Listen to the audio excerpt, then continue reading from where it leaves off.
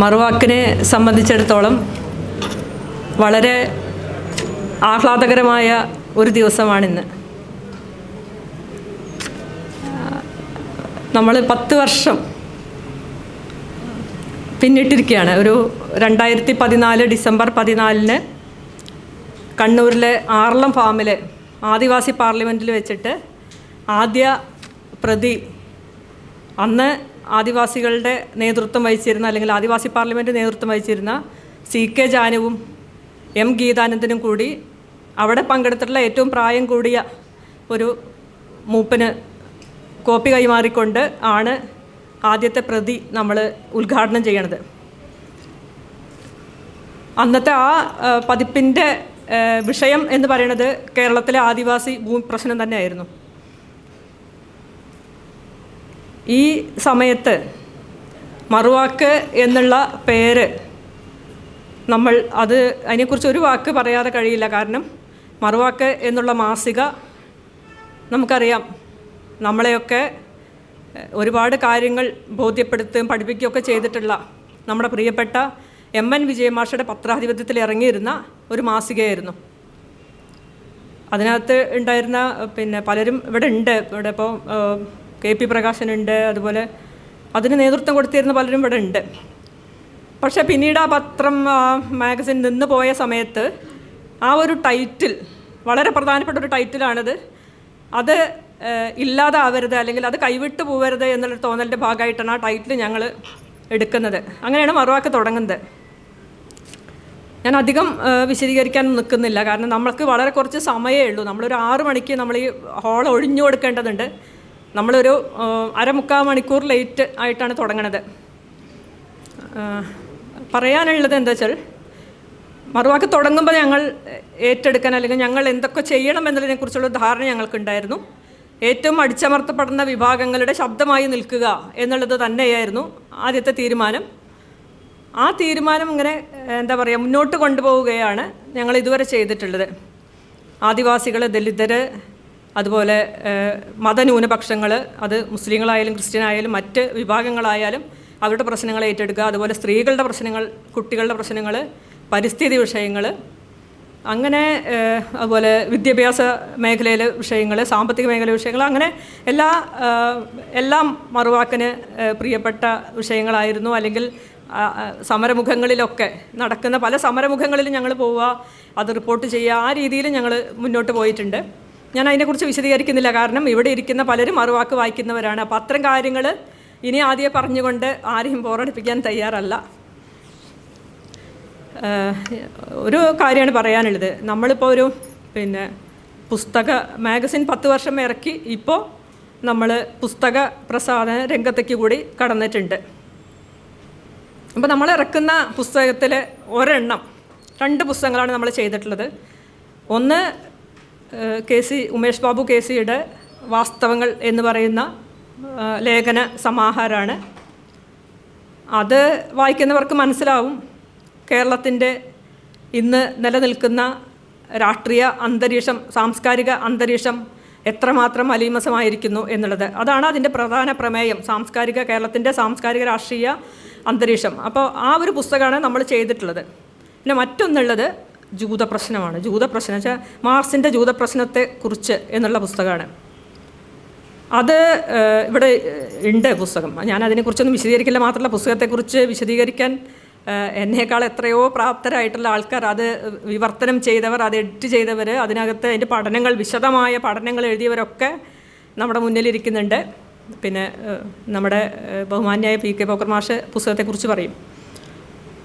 ആ ഒരു പുസ്തകം ഇറക്കാനുള്ളൊരു നമ്മളൊരു 4-5 വർഷമായിട്ട് ഞങ്ങളതിൻ്റെ അന്വേഷണത്തിൽ തന്നെ ആയിരുന്നു. അത് മറ്റൊന്നും കൊണ്ടല്ല, നമ്മളൊക്കെ കേട്ട് പരിചയിച്ചിട്ടുള്ള, അല്ലെങ്കിൽ മാർസ് മതത്തെക്കുറിച്ച് പറഞ്ഞത് എന്ത് എന്നുള്ളതിനെക്കുറിച്ച് നമ്മളൊക്കെ കേട്ട് ശീലിച്ചിട്ടുള്ള കാര്യങ്ങളിൽ നിന്ന് വളരെ വ്യത്യസ്തമായിട്ടുള്ള കുറേ കാര്യങ്ങൾ മാർസ് 1843 പറഞ്ഞു വെച്ചിട്ടുണ്ട് എന്നുള്ളതാണ്. അത് എന്തുകൊണ്ട് ഇത്രയും കാലം മലയാളത്തിലേക്ക് വിവർത്തനം ചെയ്യപ്പെട്ടില്ല, അതിനെക്കുറിച്ച് ചില കുറിപ്പുകളൊക്കെ വന്നിട്ടുണ്ട് എന്നുള്ളതല്ലാതെ അത് ഇതുവരെ മലയാളത്തിലേക്ക് വിവർത്തനം ചെയ്യപ്പെട്ടില്ല. ഞങ്ങളത് വിവർത്തനം ചെയ്യുന്നത് ഈ കാലത്തെ ഇന്ത്യ, അതായത് സംഘപരിവാരം അധികാരം കൈയാളി ഇന്ത്യയിലെ ന്യൂനപക്ഷങ്ങൾ അരക്ഷിതാവസ്ഥയിൽ കഴിയുന്ന ഒരു കാലത്ത് എന്താണ് മാർക്സ് മതത്തെക്കുറിച്ച് പറഞ്ഞത്, മതന്യൂനപക്ഷങ്ങളെക്കുറിച്ച് മാർക്സ് എന്ത് പറഞ്ഞു എന്നുള്ളതിന് വളരെ പ്രാധാന്യമുണ്ട്. മാത്രമല്ല വരും കാല ഇന്ത്യയിൽ അടിച്ചമർത്തപ്പെടുന്ന മനുഷ്യരുടെയും വർഗ താല്പര്യങ്ങളുള്ള അല്ലെങ്കിൽ മനുഷ്യരുടെ തൊഴിലാളി വർഗ താല്പര്യങ്ങളുള്ളവരുടെയും അടിച്ചമർത്തപ്പെടുന്ന മനുഷ്യരുടെയും ഒക്കെ ഒന്നിച്ചുള്ളൊരു മുന്നോട്ട് പോവിൻ്റെ ഒരു കാലമാണിത്. വളരെ പ്രധാനമാണത്. അടിച്ചമർത്തപ്പെടുന്ന മുഴുവൻ മനുഷ്യരോടും ഒന്നിച്ചു പോകാനുള്ള ഒരു കാലത്ത് മാർക്സ് എന്ത് പറഞ്ഞു എന്നുള്ളതിനെക്കുറിച്ച് ഇവിടുത്തെ ന്യൂനപക്ഷ വിഭാഗങ്ങളും അതുപോലെ ന്യൂനപക്ഷ വിഭാഗങ്ങൾ എങ്ങനെയാണ് മാർക്സിനെ വിലയിരുത്തുന്നത്, അല്ലെങ്കിൽ മാർക്സിനെ എങ്ങനെയാണ് പഠിക്കാൻ ശ്രമിക്കുന്നത്, ആധുനിക ലോകത്ത് നന്നായി പഠനം നടന്നുകൊണ്ടിരിക്കുന്നത് മാർക്സിനെക്കുറിച്ച് നമ്മളറിയുന്നില്ല എന്നേ ഉള്ളൂ. ഇത് രണ്ടും എന്തോ ബന്ധമില്ലാത്ത രണ്ട് കാര്യങ്ങളുടെ പോലെ പോകുന്നുണ്ട്. പക്ഷേ വളരെ വിശദമായിട്ടുള്ള പഠനങ്ങൾ ലോകത്ത് നടക്കുന്നുണ്ട്, നമ്മളറിയുന്നില്ല. അത് നമ്മളുടെ പരിമിതി, അത്രേ പറയാനുള്ളൂ. അങ്ങനെയാണ് ഞങ്ങൾ അതിനെ കാണുന്നത്. ഞാൻ പറഞ്ഞു വന്നത് മറ്റൊന്നുമല്ല, മറുവാക്ക് ഇന്ന് എത്തി നിൽക്കുന്ന ഒരു വളരെ പ്രധാനപ്പെട്ട ഈ രീതിയിലുള്ള ഒരു അതിൻ്റെ ഒരു സൈദ്ധാന്തികമായിട്ടുള്ള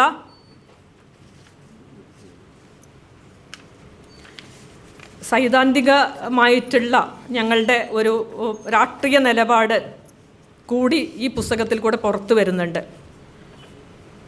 അതുകൂടി പറയാൻ വേണ്ടിയാണ്. ഞാൻ കൂടുതലായിട്ട് പറയുന്നില്ല, കാരണം സമയം വല്ലാതെ പോയിട്ടുണ്ട്. എന്തായാലും വലിയ സന്തോഷമുണ്ട് ഈ ഒരു സമയത്ത് ഇങ്ങനെ ഇവിടെ വന്ന് നിൽക്കുമ്പോൾ എന്ന് മാത്രമാണ്. എൻ്റെ ഉത്തരവാദിത്തം എന്ന് പറയുന്നത് സ്വാഗതം പറയുക എന്നുള്ളതാണ്. അതിൽ ഈ പരിപാടിയിൽ അധ്യക്ഷം വഹിക്കുന്നത് NP ചെക്കുട്ടി സാറാണ്. NP ചെക്കുട്ടി സാറ് ഞങ്ങളെ എന്താ പറയുക, മറുവാക്കിനെ സംബന്ധിച്ചിടത്തോളം ഞങ്ങൾക്ക് ഒരുപാട് കാര്യം, ഒരു മാധ്യമ പ്രവർത്തകൻ എന്നുള്ള രീതിയിൽ ഞങ്ങൾക്ക് ഒരുപാട് നിർദ്ദേശങ്ങളും എന്താ പറയുക നേതൃത്വമൊക്കെ നൽകിയിട്ടുള്ള ഒരാളാണ്. ഒരുപാട് നിലയിൽ ലേഖനങ്ങൾ ധാരാളം എഴുതിക്കൊണ്ട് ഞങ്ങളെ സഹായിക്കുന്ന, അല്ലെങ്കിൽ ഞങ്ങളെ എല്ലാ നിലയ്ക്കും ഞങ്ങൾക്ക് വഴികാട്ടിയായിട്ടുള്ള അദ്ദേഹം തന്നെയാണ് ഈ പരിപാടിയുടെ എന്താ പറയുക അധ്യക്ഷ പദവി അലങ്കരിക്കുന്നത്. ഞാൻ ആദ്യമേ അദ്ദേഹത്തെ അദ്ദേഹത്തെ ആണ് ആദ്യം തന്നെ സ്വാഗതം ചെയ്യുന്നത്. ഏറെ സന്തോഷത്തോടു കൂടി ഞാൻ NP ചെക്കുട്ടി സാറിനെ സ്വാഗതം ചെയ്യുകയാണ്. ഈ പരിപാടി മറുവാക്കിൻ്റെ ഈ ഒരു പരിപാടി ഉദ്ഘാടനം ചെയ്യുന്നത് ഡോക്ടർ P. ഗീതയാണ്. ഗീത ടീച്ചറെ കുറിച്ച് ഞാൻ കൂടുതലായിട്ട് ഇവിടെ പറഞ്ഞിട്ട് എന്തെങ്കിലും ആൾക്കാരെ ബോധ്യപ്പെടുത്തേണ്ടതുണ്ട് എന്ന് ഞാൻ വിചാരിക്കുന്നില്ല. ഞങ്ങളെ സംബന്ധിച്ചിടത്തോളം ഞങ്ങൾക്ക് ഒരുപാട് പിന്തുണ നൽകുകയും ഒക്കെ ചെയ്യുന്ന ഒരാളാണ്. മാത്രമല്ല കേരളത്തിൽ വെട്ടിത്തുറന്ന് കാര്യങ്ങൾ പറഞ്ഞതിൻ്റെ പേരിൽ, എഴുതിയതിൻ്റെ പേരിൽ, പ്രസംഗിച്ചതിൻ്റെ പേരിൽ, വളരെ കൃത്യമായിട്ട് നിലപാടെടുത്തതിൻ്റെ പേരിലൊക്കെ നമ്മുടെ ഔദ്യോഗിക മേഖലകളിൽ എഴുന്നള്ളിപ്പുമായി ആനയിക്കപ്പെടാത്ത ഒരാളാണ് അവർ. അതുതന്നെയാണ് ഒരുപക്ഷെ മറുവാക്കിൻ്റെ ഈ പരിപാടി ഉദ്ഘാടനം ചെയ്യാൻ വേണ്ടി ഞങ്ങളെ അവരിലേക്ക് എത്തിച്ചത് എന്നുള്ളതാണ്. ധാരാളം എന്താ പറയേണ്ടത് അപവാദങ്ങൾ, അതുപോലെ ആൾക്കാരുടെ ചീത്തകളൊക്കെ ഒരുപാട് കേട്ടുകൊണ്ട് ഇപ്പോഴും തളരാതെ പോരാളിയായി നിൽക്കുന്ന ഗീത ടീച്ചറാണ് ഈ പരിപാടി ഉദ്ഘാടനം ചെയ്യുന്നത്. അതിൽ ഞങ്ങൾക്ക് ഏറെ സന്തോഷമുണ്ട്. അവരെ ശാരീരികമായിട്ടുള്ള അവശതകളൊക്കെ നിലനിൽക്കുമ്പോഴും ഈ പരിപാടി ഉദ്ഘാടനം ചെയ്യാമെന്നേറ്റ് മറുവാക്കിനോടൊപ്പം നിന്നുകൊണ്ട് ഇവിടെ എത്തിയിട്ടുണ്ട്. ഞങ്ങൾ വളരെ വളരെ സ്നേഹത്തോട് കൂടിയിട്ട് സ്വന്തം പേരിലും മറുവാക്കിൻ്റെ പേരിൽ ഞാൻ അവരെ സ്വാഗതം ചെയ്യുകയാണ്. നമുക്കറിയാം ഈ പുസ്തകം ഞാൻ നേരത്തെ സൂചിപ്പിച്ചു.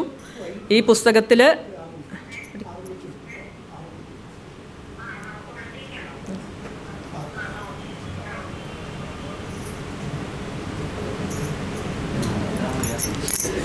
ഈ ജൂതപ്രശ്നത്തെക്കുറിച്ച് എന്നുള്ള മാർക്സിൻ്റെ പുസ്തകം പഠിച്ച് ഒരു നല്ല പഠനം ആ പുസ്തകത്തിനകത്ത് ഇന്ന് പ്രകാശനം ചെയ്യാൻ പോകുന്ന പുസ്തകത്തിനകത്ത് ഒരു നല്ല കുറിപ്പുണ്ട്. മാത്രമല്ല PK Pokker sir, doctor PK Pokker മാഷെ കുറിച്ചിട്ട് ഞാൻ ഈ കോഴിക്കോട് നിന്നിട്ട് എന്തെങ്കിലും പറയണത് മഹാ വിഡിത്തായിരിക്കുമെന്ന് എനിക്കറിയാം. ഞാൻ കൂടുതലൊന്നും പറയുന്നില്ല. ഒരു പക്ഷേ ഇടതുപക്ഷ സഹയാത്രികൻ എന്നുള്ള രീതിയിൽ, അതുപോലെ ഒരു പക്ഷേ ഒരു ഫിലോസഫർ എന്നുള്ള രീതിയിലൊക്കെ ഒരുപാട് കാര്യങ്ങൾ മനസ്സിലാക്കുകയും എഴുതുകയും നിരന്തരം കേരളത്തിൻ്റെ സാംസ്കാരിക മേഖലയോട് പ്രതികരിച്ചുകൊണ്ടിരിക്കുന്ന പിന്നെ PK പൊക്കുരു മാഷെ ഞാൻ വളരെ സ്നേഹത്തോട് കൂടിയിട്ട് സ്വാഗതം ചെയ്യുകയാണ് വേദിയിലേക്ക്. മാഷാണ് പുസ്തകത്തെക്കുറിച്ചും കൂടി ഈ ജൂതപ്രശ്നത്തെ സംബന്ധിച്ച് നമ്മളോട് വിശദീകരിച്ച് പറഞ്ഞു തരുന്നത്. പിന്നെ ഈ പുസ്തകം ഏറ്റുവാങ്ങുന്നതിന് വേണ്ടിയിട്ട് ഇവിടെ എത്തിയിട്ടുള്ളത് PM ഹാരിസ് സാറാണ്. PM ഹാരിസ് സാറ് ഈ പറയുന്ന പോലെ തന്നെ എങ്ങനെയാണ് എന്നറിയില്ല, ഞങ്ങളുടെ എൻ്റെ സഹപ്രവർത്തകനായിരുന്നു, അല്ലെങ്കിൽ ബാബുരാജിൻ്റെ എഡിറ്റോറിയൽ ബോർഡിലെ ബാബുരാജിൻ്റെ സഹപ്രവർത്തകനായിരുന്നു തേജസ്സിൽ. അതിൻ്റെയൊക്കെ അപ്പുറത്ത് ഒരു പക്ഷേ കേരളത്തിൽ മറച്ച് വയ്ക്കപ്പെട്ടിട്ടുള്ള ചരിത്രം 1941 ചരിത്രമൊക്കെ 1921 ചരിത്രമൊക്കെ വളരെ കഷ്ടപ്പെട്ട 4-5 വർഷം കഠിനാധ്വാനം ചെയ്ത് പുസ്തകമാക്കി നമ്മളുടെ മുന്നിലേക്ക് എത്തിച്ചു തന്നിട്ടുള്ള ഒരാളാണ്. അതിനൊക്കെ പുറമെ കേരളത്തിൽ അറിയപ്പെടുന്ന ഒരു മാധ്യമ പ്രവർത്തകനാണ്. അദ്ദേഹം എല്ലാ നിലയ്ക്കും ഞങ്ങളെ സഹായിക്കുന്നുണ്ട്. എങ്ങനെ ഒരു പത്രം മുന്നോട്ട് എങ്ങനെ കൊണ്ടുപോകണം എന്നുള്ള കാര്യങ്ങളിലൊക്കെ ഞങ്ങൾക്ക് പിന്നെ നിർദ്ദേശങ്ങൾ തരുന്ന ഒരാളാണ്. ഞങ്ങളുടെ എല്ലാ നിലയ്ക്കും ഞങ്ങളെ സഹായിക്കുന്ന PM ഹാരിസ് സാറിനെ സ്നേഹപൂർവ്വം ഞാൻ വേദിയിലേക്ക് ക്ഷണിക്കുകയാണ്. പിന്നെ KC ഉമേഷ് ബാബു, ഞാൻ ആദ്യമേ പറയേണ്ട ഒരാളാണ്. നമുക്കറിയാം ഉമേഷ് ബാബു KC ഞാൻ ആദ്യമേ സൂചിപ്പിച്ചു, പുസ്തകം വാസ്തവങ്ങളെക്കുറിച്ച് സൂചിപ്പിക്കേണ്ടായി. എല്ലാവർക്കും സുപരിചിതനായിട്ടുള്ള ഒരു പക്ഷേ കേരളത്തിൻ്റെ സാംസ്കാരിക രംഗത്ത് ഇത്രയധികം സാംസ്കാരിക വിമർശനങ്ങൾ, രാഷ്ട്രീയ വിമർശനങ്ങളൊക്കെ നിരന്തരം നടത്തിക്കൊണ്ടിരിക്കുകയും പോരാടിക്കൊണ്ടിരിക്കുകയും ചെയ്യുന്ന സഖാവ് KC ഉമേഷ് ബാബു, അദ്ദേഹത്തിൻ്റെ പുസ്തകം ഇന്നിവിടെ പിന്നെ പ്രകാശനം ചെയ്യപ്പെടുന്നുണ്ട്. ഈ പരിപാടിയിലെ മുഖ്യ പ്രഭാഷണം നടത്തുന്നത് പിന്നെ KC ഉമേഷ് ബാബുവാണ്. അദ്ദേഹത്തെ സ്നേഹപൂർവ്വം ഞാൻ സ്വാഗതം ചെയ്യുകയാണ്. അതുപോലെ ചൻസ് എന്ന് കേൾക്കുമ്പോൾ എല്ലാവർക്കും ഓർമ്മ വരണ കുറേ ചിത്രങ്ങളുണ്ട്. ദേശാഭിമാനി കണ്ടിട്ടുള്ള മനുഷ്യരെ, അതുപോലെ ചിന്ത കണ്ടിട്ടുള്ളവർ, ദേശാഭിമാനിയിലെ ചിത്രങ്ങൾ, അതുപോലെ പഴയ കാലത്ത് ഇറങ്ങിയിട്ടുള്ള ചിന്ത പബ്ലിക്കേഷൻസിൻ്റെ പുസ്തകങ്ങളൊക്കെ ഓർക്കുമ്പോൾ തന്നെ നമുക്ക് ഓർമ്മ വരുന്ന ഒരുപാട് ചിത്രങ്ങളുണ്ട്. ആ ചിത്രങ്ങളിലൂടെയാണ് നമ്മൾ ചൻസ് എന്ന് പറയുന്ന നമ്മുടെ പ്രിയപ്പെട്ട ഈ ചിത്രകാരനെ ഓർക്കുന്നത്. അദ്ദേഹം ഇവിടെ എത്തിയിട്ടുണ്ട്. അദ്ദേഹത്തെ ഞാൻ സ്നേഹപൂർവ്വം വേദിയിലേക്ക് സ്വാഗതം ചെയ്യുകയാണ്. അദ്ദേഹമാണ് നമ്മുടെ വാസ്തവങ്ങൾ എന്നുള്ള പുസ്തകം ഏറ്റുവാങ്ങുന്നത്. KS ഹരിഹരൻ പിന്നെ മറുവാക്കിൻ്റെ എഡിറ്റോറിയൽ ബോർഡിലുള്ള ആളാണ്. പിന്നെ ആ നിലയ്ക്ക് മാത്രമല്ല കേരളത്തിലെ എല്ലാവർക്കും അറിയുന്ന ഒരാളാണ്. ഞാൻ കൂടുതലായിട്ട് അദ്ദേഹത്തെക്കുറിച്ച് പറയുന്നില്ല. ഈ പിന്നെ വാസ്തവങ്ങൾ എന്ന പുസ്തകത്തെ പരിചയപ്പെടുത്തുന്ന അദ്ദേഹമാണ്. അദ്ദേഹത്തെ ഞാൻ വേദിയിലേക്ക് സ്വാഗതം ചെയ്യുന്നു. പിന്നെ ഇവിടെ എത്തിയിട്ടുള്ള വേറൊരാൾ KK സുരേന്ദ്രൻ മാഷാണ്. സുരേന്ദ്രൻ മാഷെക്കുറിച്ച് പറയുമ്പോൾ നമ്മൾക്ക് ഒരു പക്ഷേ വയനാട്ടിലെയും അതുപോലെ ഇവിടെ അടിച്ചമർത്തപ്പെടുന്ന ദലിത് വിഭാഗത്തിലുള്ളവരെയും മുറിച്ചൊക്കെ ആദ്യം ഓർമ്മ വരുന്ന KK സുരേന്ദ്രൻ കേൾക്കുമ്പോൾ നമുക്ക് ആദ്യം ഓർമ്മ വരുന്ന ഒരു മുഖമുണ്ട്. അത് പിന്നെ മുത്തങ്ങ സമരകാലത്ത് അടികൊണ്ട് മുഖം വീങ്ങി ജയിലിലേക്ക് പോകുന്ന, ജാനുവിൻ്റെ കൂടെ ജയിലിലേക്ക് പോകുന്ന ഒരു സുരേന്ദ്രൻ മാഷയാണ്. മാഷ് ഇവിടെ എത്തിയിട്ടുണ്ട്. മറുവാക്കിൽ ധാരാളം എഴുതി തന്നൊക്കെ സഹായിക്കുന്ന ഒരാളാണ്. മറുവാക്കിനെ പിന്തുണയ്ക്കുന്ന ഒരാൾ എന്നുള്ള നിലയ്ക്ക് ഞങ്ങൾ വളരെ സ്നേഹത്തോട് കൂടിയിട്ട് ഞാൻ സുരേന്ദ്രൻ മാഷെ വേദിയിലേക്ക് സ്വാഗതം ചെയ്യുകയാണ്. പിന്നെ ജമാൽ കൊച്ചങ്ങാടി സാർ ഇവിടെ എത്തിയില്ല, അല്പസമയത്തിനകം എത്തിപ്പെടും. ഒരു പക്ഷേ കേരളത്തിൽ ഏറ്റവും കൂടുതൽ വാർഷിക പതിപ്പുകൾ ഇറക്കിയിട്ടുള്ള, ഏറ്റവും കൂടുതൽ വാർഷിക പതിപ്പുകൾ, അത് ചില്ലറ വാർഷിക പതിപ്പുകളൊന്നല്ല, എത്ര കാലം കഴിഞ്ഞാലും എടുത്തു നോക്കുമ്പോൾ അതിനകത്തൊക്കെ അമൂല്യമായിട്ടുള്ള ഒരുപാട് കാര്യങ്ങൾ നമുക്ക് ഇനിയും വായിച്ച് തീരാത്ത ഒരുപാട് വാർഷിക പതിപ്പുകൾ ഇറക്കിയിട്ടുള്ള, കേരളത്തിലെ ഏറ്റവും കൂടുതൽ വാർഷിക പതിപ്പ് ഇറക്കിയിട്ടുള്ള ഒരു പത്രാധിപരാണ് അദ്ദേഹം. അല്പസമയത്തിനകം ഇവിടെ എത്തിച്ചേരും. അദ്ദേഹം പിന്നെ മറുവാക്കിന് ഒരു കോളം ചെയ്യുന്നുണ്ട്. പിന്നെ നമ്മളെ ഒരുപാട് സപ്പോർട്ട് ചെയ്യുന്ന ഒരാളാണ്. അപ്പോൾ അദ്ദേഹം ഇവിടെ എത്തിച്ചേരും. അദ്ദേഹം ഈ ഇന്ന് നമ്മൾ ഒരു പ്രകാശനം, നമ്മുടെ ഒരു 10ാം വാർഷിക പതിപ്പ് എന്ന് പറയുന്ന, വാർഷിക പതിപ്പ് എന്നുള്ള രീതിയിലല്ല, നമ്മളൊരു സ്പെഷ്യൽ പതിപ്പ് എന്നുള്ള രീതിയിൽ ഒരു പിന്നെ ഇത് ഇന്ന് ഇറക്കിയിട്ടുണ്ട്, ഒരു ലക്കം ഇന്ന്. അപ്പോൾ അതിൻ്റെ പ്രകാശനം അദ്ദേഹമാണ് നിർവഹിക്കുന്നത്. അതിൽ നമുക്കറിയാം പിന്നെ ഇന്ന് MT ഒക്കെയാണ് കൂടുതൽ പതിപ്പുകൾ, MT പതിപ്പുകളുടെ ഒരു കാലമാണത്. അദ്ദേഹം പിന്നെ മരിച്ചുപോയൊരു സമയമായതുകൊണ്ടാവാം. നമ്മളെന്തായാലും VT രാജശേഖർ എന്ന് പറയുന്ന, ഒരു പക്ഷേ ദലിത് വോയിസ് എന്ന് പറയുന്ന ഒരു വലിയ, അല്ലെങ്കിൽ വളരെ എന്താ പറയുക, വിലപ്പെട്ട ഒരു മാധ്യമത്തിൻ്റെ പത്രാധിപരായിരുന്ന VT രാജശേഖർ പതിപ്പാണ് നമ്മൾ ഇന്ന് പുറത്തിറക്കിയിട്ടുള്ളത്. ആ ലക്കത്തിൻ്റെ പ്രകാശനം ജമാൽ കൊച്ചങ്ങാടി സാറ് KK സുരേന്ദ്രൻ മാഷ്ക്ക് നൽകിയാണ് നിർവഹിക്കുന്നത്. പിന്നെ ഇവിടെ പരിചയപ്പെടുത്തേണ്ടുന്ന ചില ഒന്ന് രണ്ട് പേര്. ഒന്ന് പ്രസന്ന ആര്യൻ.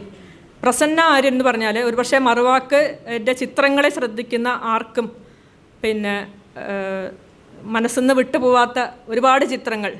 അതിൻ്റെ തലവര എന്ന് പറയുന്നൊരു അവസാന പേജുണ്ട്. തലവരയിൽ അവരുടെ വാക്കും ചിത്രവുമായിട്ട് വരുന്നുണ്ട്. അതുപോലെ മറുവാക്കിൻ്റെ പല മുഖചിത്രങ്ങളും അവരുടേതായിരുന്നു.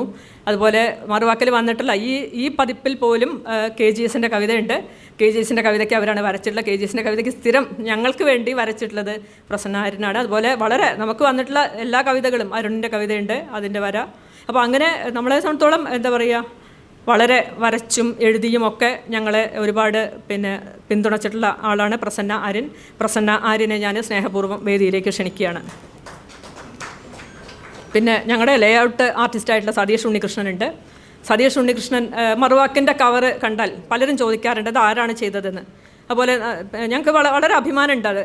അതുപോലെ നമ്മുടെ പുസ്തകങ്ങൾ ഇപ്പോൾ ജൂതപ്രശ്നത്തിൻ്റെയൊക്കെ കവർ ഒരുപാട് പേര് ഇപ്പം അത് പുറത്ത് വരുന്നതിൻ്റെ മുമ്പ് തന്നെ സോഷ്യൽ മീഡിയയിലൊക്കെ കണ്ടപ്പോൾ തന്നെ ധാരാളം പേരുടെ അന്വേഷണം വന്നിട്ടുണ്ട്, ആരാണ് നിങ്ങളുടെ കവർ ചെയ്യുന്നതെന്ന്.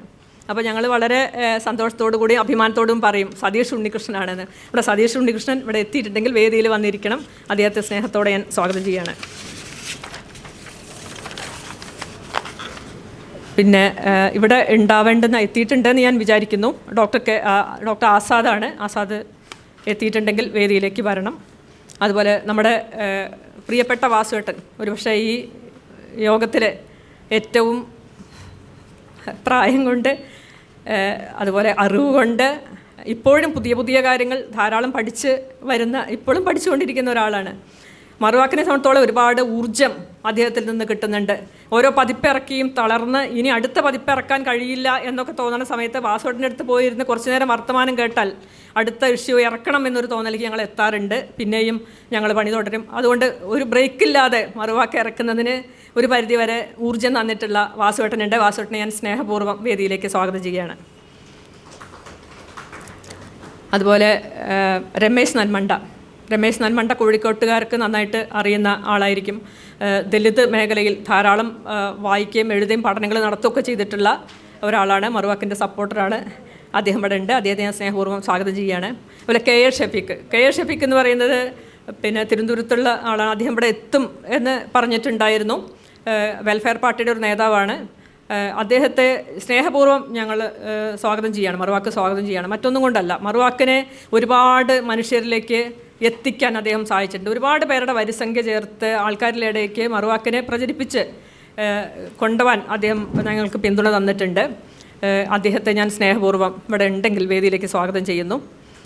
പിന്നെ പ്രൊഫസർ കുസുമൻ ജോസഫിനെ ഞാൻ ഇവിടെ നിന്നുകൊണ്ട് ഞാൻ കുസുമൻ ജോസഫ് ടീച്ചറിനെ എന്തെങ്കിലും രീതിയിൽ പരിചയപ്പെടുത്തുന്നതിൽ ന്യായമുണ്ടെന്ന് ഞാൻ വിചാരിക്കുന്നില്ല. അവർ സ്നേഹത്തോടെ ഞാൻ അവരെ ഈ വേദിയിലേക്ക് സ്വാഗതം ചെയ്യുകയാണ്. അവരുടെ ആരോഗ്യ പ്രശ്നങ്ങളൊക്കെ ഉണ്ട്. അതൊക്കെ ഉള്ളപ്പോഴും മറുവാക്കിനെ പിന്തുണയ്ക്കുന്ന, അതുപോലെ കേരളത്തിലെ പരിസ്ഥിതി രംഗത്തെ ശബ്ദമായിട്ടുള്ള പരിസ്ഥിതി രംഗത്തെ എല്ലാ സമരങ്ങൾക്കും നേതൃത്വം കൊടുക്കുന്ന ഒരാളാണ് കുസുമൻ ടീച്ചറെ ഞാൻ വേദിയിലേക്ക് സ്വാഗതം ചെയ്യുകയാണ്. അതുപോലെ പി എ പൗരൻ ഞാൻ എങ്ങനെയാണ് പറയേണ്ടതെന്ന് അറിയില്ല. അദ്ദേഹം മനുഷ്യാവകാശ രംഗത്തെ കേരളത്തിൽ എല്ലാ നിലയ്ക്കും മുൻപന്തിയിൽ നിൽക്കുന്ന ഒരു സാറാണ്. മാത്രമല്ല ഞങ്ങൾക്ക് പിന്തുണ തരുന്നവർ. ഞാനിതിങ്ങനെ ആവർത്തിച്ച് പറയുന്നത് എന്തുകൊണ്ടാണെന്ന് പറഞ്ഞാൽ, ഞങ്ങൾ നിലനിന്ന് പോകുന്നത് ഇത്തരം മനുഷ്യരുടെ വലിയ പിന്തുണ കൊണ്ടാണ്. അത് പറയാതെ കഴിയില്ല, അത് പറഞ്ഞേ പറ്റുള്ളൂ. ഞങ്ങൾ വെറുതെ അല്ല ഞങ്ങൾക്ക് ഇത്ര ദൂരം ഇത്ര കതച്ചും ക്ഷീണിച്ചും തളർന്നും ഒക്കെ ഉള്ളപ്പോഴും ഞങ്ങൾക്ക് മുന്നോട്ട് പോകാൻ പറ്റിയത് ഇവരൊക്കെ ഉള്ളതുകൊണ്ടാണ്. പിന്നെ ബഷീർ മാടാല ഒരുപക്ഷെ 94 ഞാൻ അട്ടപ്പാടി ചെന്ന കാലത്താണ് ആദ്യമായിട്ട് ബഷീർ മാടാലയെ കാണുന്നത്. ബഷീർ മാടാല അന്നൊരു ചെറിയ കുറിപ്പ് മാധ്യമത്തിൽ ചെറിയ കുറിപ്പുകൾ ആ കാലത്തും ഞാൻ കാണാൻ തുടങ്ങിയിട്ടുണ്ട്. 94 ഞാൻ അദ്ദേഹത്തെ പരിചയപ്പെടുന്നത്. ഈ കുറിപ്പ് കാണാൻ അതിൻ്റെ മുമ്പ് തുടങ്ങിയിട്ടുണ്ട്. എന്തായാലും ബഷീർ മാടാല വളരെ സ്നേഹത്തോട് കൂടിയിട്ട്, മാത്രമല്ല ഒരു മാധ്യമ സംഘടനയുടെ അത് അദ്ദേഹം പറയും, സംഘടനയുടെ നേതാവൊക്കെയാണ് അദ്ദേഹം. കേരളത്തിൽ KUWJ എന്ന് പറയുന്ന സംഘടനയ്ക്ക് ബദലായിക്കൊണ്ട് മറ്റൊരു സംഘടന കേരളത്തിൽ വളർന്നു വരുന്നുണ്ട് എന്നുള്ള നമ്മുടെ മാധ്യമ സുഹൃത്തുക്കളുണ്ട് ഇവിടെ. അവരോടും കൂടിയും ഞാനത് അറിയിക്കുകയാണ്. അപ്പോൾ അത്തരം ഒരു സംഘടനയുടെ നേതാവ് കൂടിയായിട്ടുള്ള ബഷീർ മാടാല അട്ടപ്പാടിയിൽ നിന്നാണ് വന്നിട്ടുള്ളത്. മറുവാക്കിനുള്ള സ്നേഹം കൊണ്ട് മാത്രമാണത്. അപ്പോൾ അദ്ദേഹത്തെ വളരെ സ്നേഹപൂർവ്വം ഞാൻ സ്വാഗതം ചെയ്യുന്നു. അതുപോലെ ഇവിടെ ദിവാകരൻ എന്ന് പറഞ്ഞാൽ ഞാൻ നേരത്തെ പറയുകയുണ്ടായി. ഞങ്ങളുടെ നീണ്ടകാലത്തെ അന്വേഷണം 5 കൊല്ലത്തെ പിന്നെ ജൂതപ്രശ്നത്തിലേക്കുള്ള അന്വേഷണത്തിന് സമാപ്തിയിലേക്ക് എത്തിക്കാൻ, അത് എന്താ പറയുക, ആ ഒരു സ്വപ്നം യാഥാർത്ഥ്യമാക്കുന്നതിന് സഹായിച്ചിട്ടുള്ളത് ദിവാകരൻ എന്ന് പറയുന്ന ഒരു പക്ഷേ ഇപ്പോഴും വളരെ ഒതുങ്ങിക്കൂടി ഇരിക്കുകയും ഒരുപക്ഷെ മാർക്സിസം ഇത്ര നന്നായി പഠിക്കുകയും അതിൻ്റെ ഒരുപക്ഷെ ഇന്ത്യയിലെ ഇന്നത്തെ സാഹചര്യത്തിൽ അതിൻ്റെ പ്രാധാന്യം എന്തെന്ന് വളരെ തിരിച്ചറിയുകയും ഒക്കെ ചെയ്തിട്ടുള്ള വളരെ സൈദ്ധാന്തികനായിട്ടുള്ള ഒരു വലിയ മനുഷ്യനാണ്. വളരെ ഒതുങ്ങിക്കൂടി ഇരിക്കുമ്പോഴും ഒരു വലിയ വിപ്ലവകാരിയുടെ പാസ്റ്റ് ഉണ്ട്. അതൊന്നും ഞാൻ ഇപ്പോൾ ഇവിടെ പറയുന്നില്ല. എന്തായാലും അദ്ദേഹത്തെ സ്നേഹപൂർവ്വം ഞാൻ സ്വാഗതം ചെയ്യുകയാണ്. അതുപോലെ അജിത്ത് നരിക്കുനി മാർസിൻ്റെ പിന്നെ പുസ്തകത്തിൻ്റെ വിവർത്തനങ്ങൾ വളരെ പ്രധാനപ്പെട്ട എന്താ പറയുക, മറ്റേ കയ്യെഴുത്ത് പ്രതി മാർസിൻ്റെ കയ്യെഴുത്ത് ഇതിൻ്റെ ട്രാൻസ്ലേഷൻ നിർവഹിച്ചു. ഇപ്പോൾ ഈ ജൂതപ്രശ്നത്തിൻ്റെ ട്രാൻസ്ലേഷൻ്റെ എഡിറ്റിംഗ് വളരെ കൃത്യമായിട്ട് സംശോധനം നടത്തി അതിനുള്ള എല്ലാ പ്രശ്നങ്ങളും പരിഹരിച്ചുകൊണ്ട് ഒരു നല്ല പുസ്തകമാക്കി അത് ഇറക്കുന്നതിലേക്ക് എല്ലാ സഹായവും ചെയ്തിട്ടുള്ള അജിത്ത് നരിക്കുനിയാണ്. അദ്ദേഹത്തെ ഞാൻ വേദിയിലേക്ക് സ്വാഗതം ചെയ്യുകയാണ്. അതുപോലെ സഖാവ് പി കൃഷ്ണമ്മാൾ ഒരു പക്ഷേ കേരളത്തിലെ എന്താ പറയേണ്ടത് തൊഴിലാളികൾക്ക് വേണ്ടി നിലകൊള്ളുന്ന അങ്ങനെ ഒരു സ്ത്രീ കേരളത്തിലുണ്ടെന്ന് ഞാൻ വിചാരിക്കുന്നില്ല. ജീവിതത്തിൽ മറ്റൊന്നുമില്ല, തൊഴിലാളികളെ കൂടെ അവർക്ക് വേണ്ടി അവർ വിളിക്കുന്ന സ്ഥലങ്ങളിലേക്ക് പാഞ്ഞുകൊണ്ട് ആർക്കും വേണ്ടാത്ത മുഖ്യധാര രാഷ്ട്രീയ പാർട്ടികൾക്കൊന്നും വേണ്ടാത്ത ആൾക്കാരെ മുഴുവൻ സംഘടിപ്പിച്ചുകൊണ്ട് അവരെയൊക്കെ ട്രേഡ് യൂണിയൻ രംഗത്തേക്ക് കൊണ്ടുവരുന്ന പ്രിയപ്പെട്ട സഖാവ് കൃഷ്ണമ്മാളെ ഞാൻ വേദിയിലേക്ക് ക്ഷണിക്കുന്നു. അതുപോലെ ആർ കെ സന്ധ്യ ഇവിടെ എത്തിയിട്ടുണ്ട്. നമ്മുടെ കവിയാണ്. വളരെ ധാരാളം നല്ല കവിതകൾ എഴുതിക്കൊണ്ട് നമ്മളെ മറുവാക്കിൽ നിരന്തരം എഴുതാറുണ്ട്, കവിതയും കഥയൊക്കെ എഴുതുന്നുണ്ട്. ഇവിടെ വേറൊരാൾ ടി ആർ രമേശാണ്. ടി ആർ രമേശ് മറുവാക്കിൻ്റെ എഡിറ്റോറിയൽ ബോർഡിലുള്ള ആൾ തന്നെയാണ്. എന്തായാലും മറുവാക്കിന് വേണ്ടി അദ്ദേഹത്തെ മറ്റു കാര്യങ്ങൾക്ക് വേണ്ടിയിട്ട് നമ്മൾ മറുവാക്കിൻ്റെ കൂടെ നിൽക്കുന്ന ഒരാൾ എന്നുള്ള രീതിയിൽ മറുവാക്കിൻ്റെ കാര്യങ്ങൾ പറയുന്നതിന് വേണ്ടിയിട്ട് ഞങ്ങൾ വേദിയിലേക്ക് ക്ഷണിക്കുകയാണ്. ഇത്രയൊക്കെ പറയുമ്പോൾ ഇവിടെ ഇരിക്കുന്ന പലരും ആ പുറത്ത് ഇരിക്കുന്നു എന്നുള്ളതിൻ്റെ ഒരു വ്യത്യാസമല്ലാതെ മിക്കവാറും പലരെയും മുഖം കാണുമ്പോൾ, അതുപോലെ സുദേശം രഘു ഒരുപക്ഷെ ഞങ്ങളെ നന്നായിട്ട് സപ്പോർട്ട് ചെയ്യുന്നു. മാത്രമല്ല ഞങ്ങൾ ജാതി സെൻസസിനെ കുറിച്ച് ഒരു സ്പെഷ്യൽ പതിപ്പ് തന്നെ ഇറക്കിയിട്ടുണ്ട് ജാതി സെൻസസിൻ്റെ. അതിന് ഞങ്ങളെ സഹായിച്ചത്. അതുപോലെ സവർണ സമരത്തെക്കുറിച്ച് ഒരുപക്ഷെ കേരളത്തിൽ ഇത്ര അധികം പഠിച്ച വേറൊരാളുണ്ടാവില്ല. അങ്ങനെ നിരവധി പേരുണ്ട്. ഡോക്ടർ ഹരി, ഞാൻ ആരുടെയും പേരിനി ആവർത്തിച്ച് പറയുന്നില്ല. ഇവിടെ ആ പുറത്തിരിക്കുന്നു ഈ പുറത്തിരിക്കുന്നു എന്നുള്ളതിൽ ഒരു വ്യത്യാസം കാണുന്നില്ല. ഞാൻ ഒരുപാട് സമയമെടുത്തു, ക്ഷമിക്കണം. മറ്റൊന്നും കൊണ്ടല്ല, ഈ ആൾക്കാരെക്കുറിച്ച് പറയാതെ വിട്ടുപോകുന്നതിൽ ശരിയില്ല. അതുപോലെ ഇപ്പോഴും ഞാൻ വിട്ടുപോയിട്ടുള്ള MP ബാലറാം മാഷ്, ഒരുപക്ഷെ MP ബാലറാം മാഷ് ഉള്ളത് കൊണ്ട് കൂടിയാണ് മറുവാക്ക് നിലനിന്ന് പോകുന്നത് എന്ന് പറയേണ്ടി വരും. അദ്ദേഹത്തിൻ്റെ പുസ്തകങ്ങൾ ഞങ്ങൾ പ്രസിദ്ധീകരിച്ചിട്ടുണ്ട്. സ്ഥിരമായി കഴിഞ്ഞ 2 കൊല്ലത്തിനടുത്തായിട്ട് സ്ഥിരം ഞങ്ങൾക്ക് കോളം തന്നുകൊണ്ടിരിക്കുന്നുണ്ട്. എല്ലാ നിലയ്ക്കും സഹായിക്കുന്ന MP ബാലറാം മാഷെ ഞാൻ വേദിയിലേക്ക് ക്ഷണിക്കുകയാണ്. അതുപോലെ ഈ യോഗത്തിൻ്റെ അധ്യക്ഷ പദവി ഏറ്റെടുക്കുന്നതിന് വേണ്ടി NP ചിക്കുട് സാറെ ക്ഷണിച്ചുകൊണ്ട് ഞാൻ നിർത്തുന്നു. എല്ലാവർക്കും സ്നേഹം. ഇവിടെ എത്തിച്ചേർന്ന മുഴുവൻ പേർക്കും, മാധ്യമപ്രവർത്തകരടക്കമുള്ള എല്ലാവർക്കും സ്വാഗതം പറഞ്ഞുകൊണ്ട് ഞാൻ നിർത്തുന്നു. വേദിയിലും സദസ്സിലുമുള്ള ബഹുമാന്യ സുഹൃത്തുക്കളെ, നമ്മൾ പരിപാടി 6 മണിക്ക് അവസാനിപ്പിക്കേണ്ടതാണ്. അതുകൊണ്ട് വിശദമായ ഒരു സംസാരത്തിലേക്ക് പോവാതെ പരിപാടിയിലേക്ക് പോവാം എന്നാണ് ഉദ്ദേശിക്കുന്നത്. മറുവാക്കിനെ സംബന്ധിച്ചിടത്തോളം കേരളത്തിലെ മാധ്യമരംഗത്ത് മറുവാക്ക് വളരെ സവിശേഷമായിട്ടുള്ള ഒരു സ്ഥാനം നേടിയെടുത്തുള്ളൊരു പ്രസ്ഥാനമാണ്. ഞാനിത് വളരെ ഉത്തരവാദിത്വത്തോടു കൂടിയാണ് പറയുന്നത്. കാരണം 1980കളുടെ തുടക്കത്തിൽ കേരളത്തിലെ മാധ്യമ പ്രവർത്തക രംഗത്ത് വന്നിട്ടുള്ള ഒരാളാണ് ഞാൻ. അതായത് 40-ലേറെ വർഷങ്ങളായിട്ട് മാധ്യമപ്രവർത്തനം ഒരു തൊഴിലായിട്ട് സ്വീകരിക്കുകയും അതിലൂടെ ഉപജീവനം നടത്തുകയും ചെയ്തിട്ടുള്ള ഒരു വ്യക്തി എന്ന നിലയിൽ നമ്മുടെ മാധ്യമ സമൂഹത്തിൻ്റെ വളർച്ചയും നമ്മുടെ സാമൂഹിക പ്രവർത്തനം എന്ന നിലയിൽ മാധ്യമങ്ങളുടെ പരിണാമവും വളരെ അടുത്തു നിന്ന് നോക്കിക്കാണാൻ ഇടയാക്കിയിട്ടുള്ള ഒരാളാണ് ഞാൻ. തിരിഞ്ഞു നോക്കുമ്പോൾ കഴിഞ്ഞ 4 പതിറ്റാണ്ട് കാലത്തെ നമ്മുടെ മാധ്യമ പ്രവർത്തനത്തെക്കുറിച്ച്, മാധ്യമ ജീവിതത്തെക്കുറിച്ച് തിരിഞ്ഞു നോക്കുമ്പോൾ സത്യസന്ധമായിട്ട് പറഞ്ഞാൽ വളരെയേറെ നിരാശയും ദുഃഖവും പുലർത്തുന്ന ഒരു വ്യക്തി കൂടിയാണ് ഞാൻ. കാരണം മാധ്യമ പ്രവർത്തനത്തിൻ്റെ ചുമതല എന്താണ്? മാധ്യമ പ്രവർത്തകരുടെ ഉത്തരവാദിത്വം എന്താണ്? എന്തിനാണ് മാധ്യമ പ്രവർത്തനം? 80കളുടെ തുടക്കത്തിൽ ഈ മാധ്യമ പ്രവർത്തനത്തിന് രംഗത്തേക്ക് വരുന്ന സമയത്ത് 75-77 കാലഘട്ടത്തിലെ അടിയന്തരാവസ്ഥയുടെ ഓർമ്മകൾ തുടിച്ചു നിൽക്കുന്ന ഒരു തൊഴിൽ മേഖലയിലേക്കാണ് ഞാൻ കടന്നു വരുന്നത്. 80കളുടെ ആദ്യത്തിൽ ഞാൻ ദേശാഭിമാനിയിൽ പ്രവർത്തിക്കുന്ന കാലത്ത്, അവിടെ ജോലി ചെയ്യുന്ന കാലത്ത്, അവിടെ ഉണ്ടായിരുന്ന ഒരുപാട് പേര്, ചന്ദ്രശേഖരനും ഹരിഹരനും ഒക്കെ ഇവിടെയുണ്ട്. എൻ്റെ ആദ്യത്തെ പ്രവർത്തനം അവിടെയായിരുന്നു. അവിടെ ഞാൻ ആദ്യമായിട്ട് ജോലിക്ക് ചെയ്യുന്ന സമയത്ത്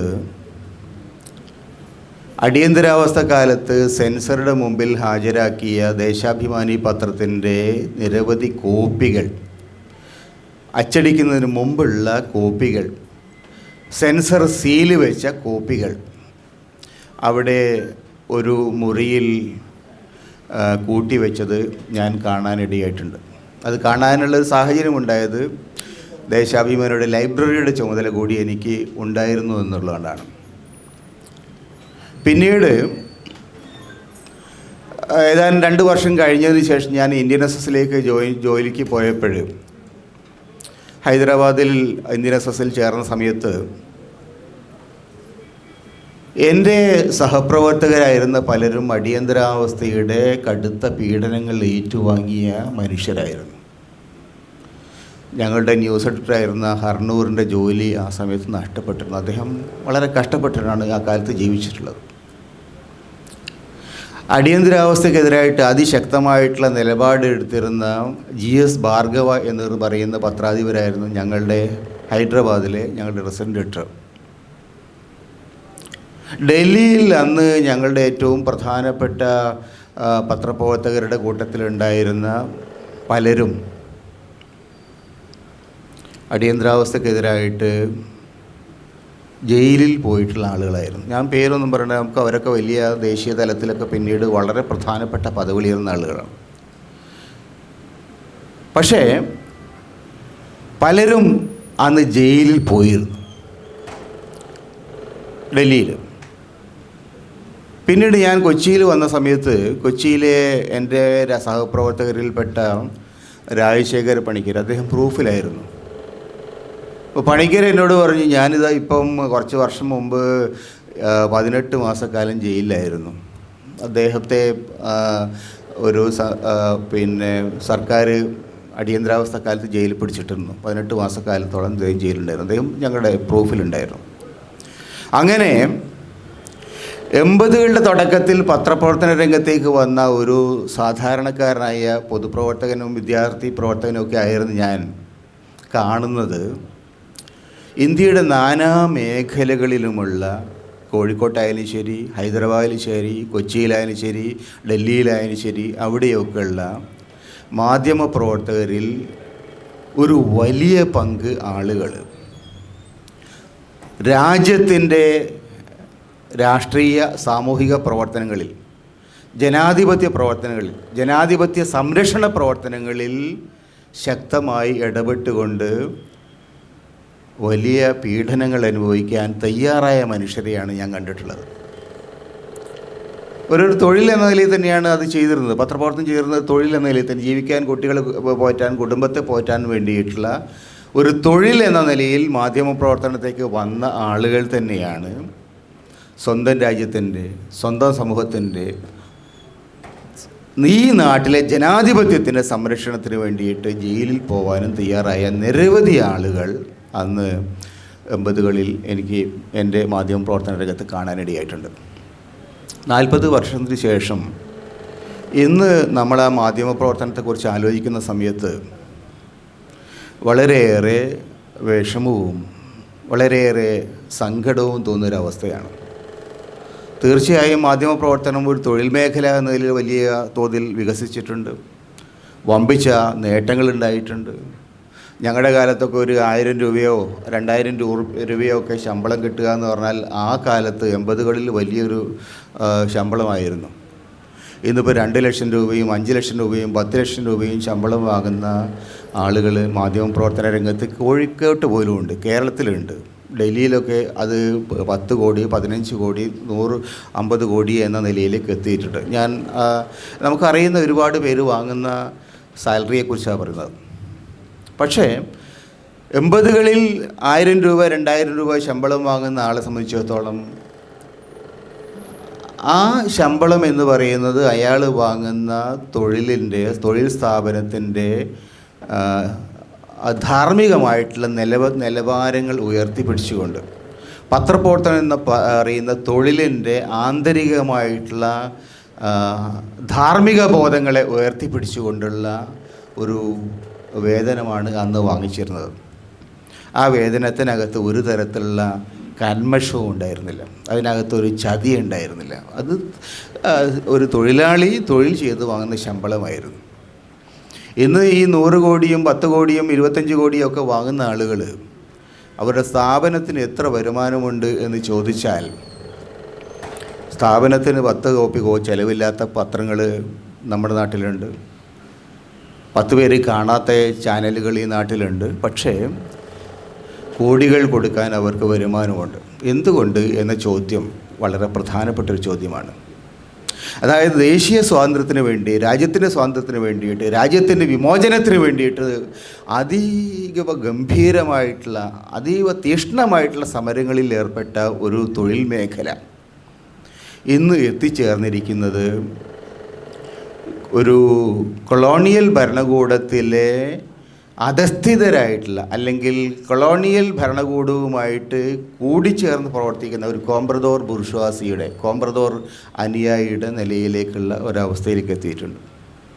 വൈദേശിക പ്രമാണിമാരായാലും ശരി, ദേശീയ തലത്തിലുള്ള പ്രമാണിമാരായാലും ശരി, അവരുടെയൊക്കെ രാഷ്ട്രീയ മേഖലകളിലെ ഏജൻറ്റുമാരായിട്ട് ഇന്ന് നമ്മുടെ മാധ്യമരംഗം മാറിയിട്ടുണ്ട്.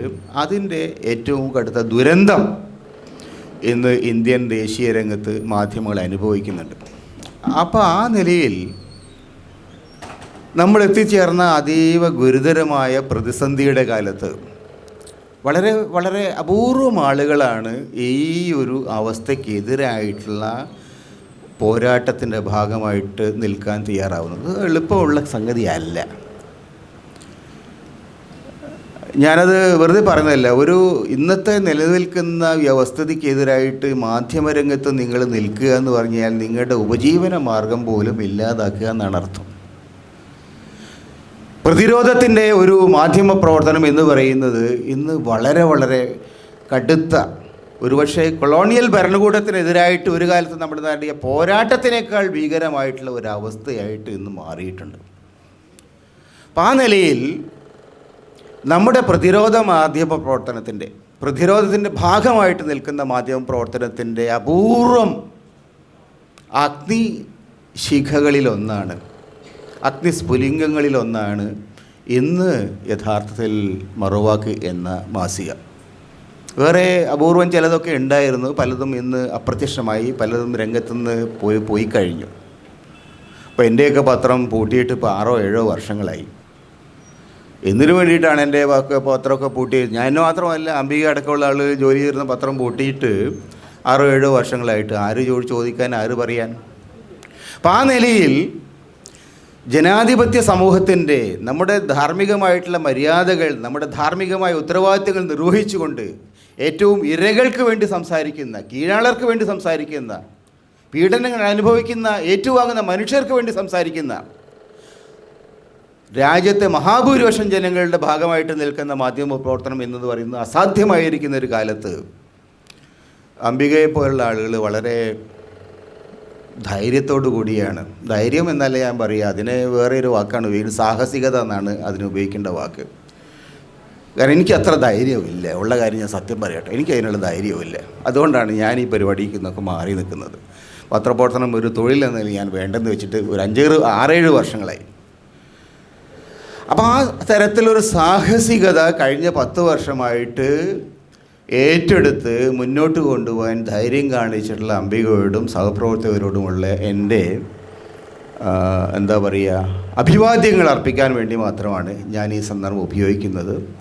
തീർച്ചയായും കേരള സമൂഹത്തിൽ മലയാള ഭാഷ, മലയാളത്തിലെ മാധ്യമ രംഗത്ത് കീഴള സമൂഹങ്ങളുടെ ശബ്ദം കൃത്യമായിട്ട് രേഖപ്പെടുത്തുന്നതിൽ, കീഴാളരുടെ അനുഭവങ്ങൾ കൃത്യമായിട്ട് എന്താ പറയുക റെക്കോർഡ് ചെയ്യുന്നതിൽ, കേരളത്തിലെ ഏറ്റവും പിന്നിൽ നിൽക്കുന്ന, കേരളത്തിലെ ഏറ്റവും കടുത്ത ദുരിതങ്ങൾ അനുഭവിക്കുന്ന ജനവിഭാഗങ്ങളുടെ അനുഭവങ്ങളും അവരുടെ ആകാംക്ഷകളും അവരുടെ പ്രതീക്ഷകളും അവരുടെ മുന്നറിയിപ്പുകളും ഈ സമൂഹത്തിന് മുന്നിൽ വയ്ക്കുന്നതിൽ മറുവാക്ക് വിജയിച്ചിട്ടുണ്ട്. ഒരുപക്ഷെ എത്ര കാലം മറുവാക്ക് മുന്നോട്ട് പോകുന്നതെന്ന് എനിക്കറിയില്ല. പക്ഷേ എന്തായാലും ശരി, ആ നിലയിൽ 10ാം വാർഷികത്തിലെത്തി എന്നുള്ളത് വളരെ വളരെ സന്തോഷം നൽകുന്ന ഒരനുഭവമാണ്. ഈ സന്ദർഭത്തിൽ ഞാൻ അംബികയ്ക്കും സഹപ്രവർത്തകർക്കും അഭിവാദ്യങ്ങൾ അർപ്പിച്ചുകൊണ്ട് ഈ പരിപാടിയുടെ ഉദ്ഘാടനത്തിന് വേണ്ടിയിട്ട് ഇവിടെ എത്തിയിരിക്കുന്ന ഗീത ടീച്ചറെ ക്ഷണിക്കുന്നു. പ്രിയപ്പെട്ടവരെ, സദസ്സിലെ മുന്നിലേക്ക് നോക്കുമ്പോൾ 50 വയസ്സിൽ താഴെയുള്ളവർ എത്ര കുറവാണ് എന്നുള്ളതാണ് ഒരു ഉത്കണ്ഠയോട് കൂടിയിട്ട് കാണേണ്ടി വരുന്നത്. ഒരു സ്ത്രീ ഒറ്റയ്ക്കെന്ന് ഞാൻ പറയില്ല, കൂട്ടത്തിൽ കുറേ ആൾക്കാരുണ്ടായിരുന്നു. അവരൊക്കെ ആ കക്ഷി 10 കൊല്ലം വളരെ ബുദ്ധിമുട്ടുള്ള വഴിയിൽ കൂടെ ഇങ്ങനെയൊരു സംഗതി ഓടിച്ചു കൊണ്ടുവന്ന് ഇവിടെ കൊണ്ട് നിർത്തിയിരിക്കുകയാണ്. ഒരു കൗതുകകരമായ കാഴ്ച എന്നുള്ള രീതിയിലെങ്കിലും നമ്മുടെ കുറച്ച് യുവാക്കളെങ്കിലുമൊക്കെ ഇവിടെ കുറച്ച് 1-2 പേരില്ല എന്നല്ല, ഉണ്ടാവേണ്ടിയിരുന്നു എന്ന് ഞാൻ ആഗ്രഹിക്കുകയാണ്. ഒരു പക്ഷെ അവരാഗ്രഹിക്കുന്ന അതിങ്ങനെയൊന്നും ആയിരിക്കില്ല, ഇത്തരം ജീവിതമൊന്നും ആയിരിക്കില്ല എന്ന് തോന്നുന്നു. ഇപ്പോൾ ഭയങ്കര ശ്വാസം മുട്ടണ ഒരു കാലത്താണ്. നമുക്ക് എന്തായാലും ആ ശ്വാസം മുട്ടൽ അനുഭവപ്പെടുന്നുണ്ട്. നമ്മുടെ കുട്ടികൾക്ക് ഒരു പക്ഷേ ആ ശ്വാസം മുട്ടൽ അനുഭവപ്പെടുന്നില്ലായിരിക്കുമോ എന്നെനിക്കറിയില്ല, ഉണ്ടാവില്ലായിരിക്കാം. കാരണം അവരുടെ സെൻസിബിലിറ്റിയും ഒക്കെ വ്യത്യസ്തമാണ്, അവരുടെ പ്രയോറിറ്റീസ് വ്യത്യസ്തമാണ്, അവരുടെ ചോയ്സസും വളരെ വ്യത്യാസമുള്ളതാണ്. പക്ഷെ ഒരു കാര്യം തീർച്ചയാണ്, നേരത്തെ NP ചേക്കുട്ടി പറഞ്ഞതുപോലെ മാധ്യമപ്രവർത്തനം എന്നുള്ളത് ഒരു പണ്ടുണ്ടായിരുന്ന മൂല്യബോധത്തിൽ നിന്ന് എത്രമാത്രം വ്യതിചലിച്ചു എന്നുള്ളതിന് സമീപകാലത്തുണ്ടായിട്ടുള്ള ഒരു ചെറിയ ഉദാഹരണം മാത്രം നിങ്ങളുടെ മുമ്പിൽ വീണ്ടും പറയാൻ ഞാൻ ആഗ്രഹിക്കുകയാണ്. എന്താണെന്ന് വെച്ചാൽ, നവീൻ ബാബു എന്ന് പറയുന്ന ADM-ൻ്റെ ശവം പത്തനംതിട്ട എത്തിയപ്പോൾ ഭ്രാന്ത് പിടിച്ചതുപോലെ ഒരു സ്ത്രീ കയറി വന്നിട്ട് ഇത് ദഹിപ്പിക്കരുത്, ഇത് റീപോസ്റ്റ്മോർട്ടം ചെയ്യേണ്ടി വരും എന്ന് പറഞ്ഞു. ആ ശവത്തിന് മുമ്പിൽ കരയുകയും അവിടെ കൂടിയിരുന്ന വലിയ ജനതയെ മുഴുവൻ അന്നേരം നമ്മുടെ കൺമുന്നിൽ എത്തിച്ചിട്ടുള്ള മാധ്യമപ്രവർത്തകർ ഈ സ്ത്രീയെ കാണുകയേ ഉണ്ടായില്ല.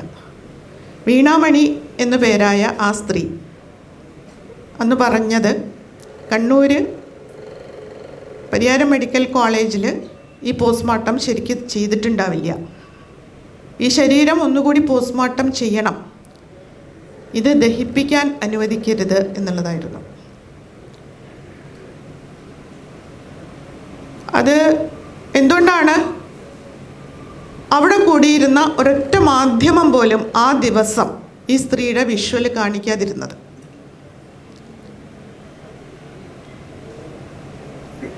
എന്താണ് അതിൽ നിന്ന് നമുക്ക് കിട്ടുന്ന ഒരു മനസ്സിലാക്കൽ? എൻ്റെ ചെറിയ ബോധത്തിൽ എനിക്ക് മനസ്സിലായത്, വലിയ രീതിയിൽ പണം ഒഴുക്കപ്പെട്ടിരുന്നു മാധ്യമങ്ങൾക്ക് എന്നുള്ളതായിരുന്നു. അതിനിപ്പോൾ മാധ്യമപ്രവർത്തകർ ഇതിൻ്റെ പേരിൽ മാനഹാനിക്ക് കേസ് കൊടുത്തോണ്ടൊന്നും കാര്യമില്ല. കാരണം നമ്മുടെ മുന്നിൽ ആ സ്ത്രീ വീണ്ടും വീണ്ടും പറയുമ്പോൾ ചില ഓൺലൈൻ മാധ്യമങ്ങൾ ഒഴിച്ച് ഇന്നുപോലും ആ സ്ത്രീയുടെ ഒരു ബൈറ്റും എടുക്കുന്നില്ല. ആരെയാണ് ഇവർ ഭയപ്പെടുന്നത്?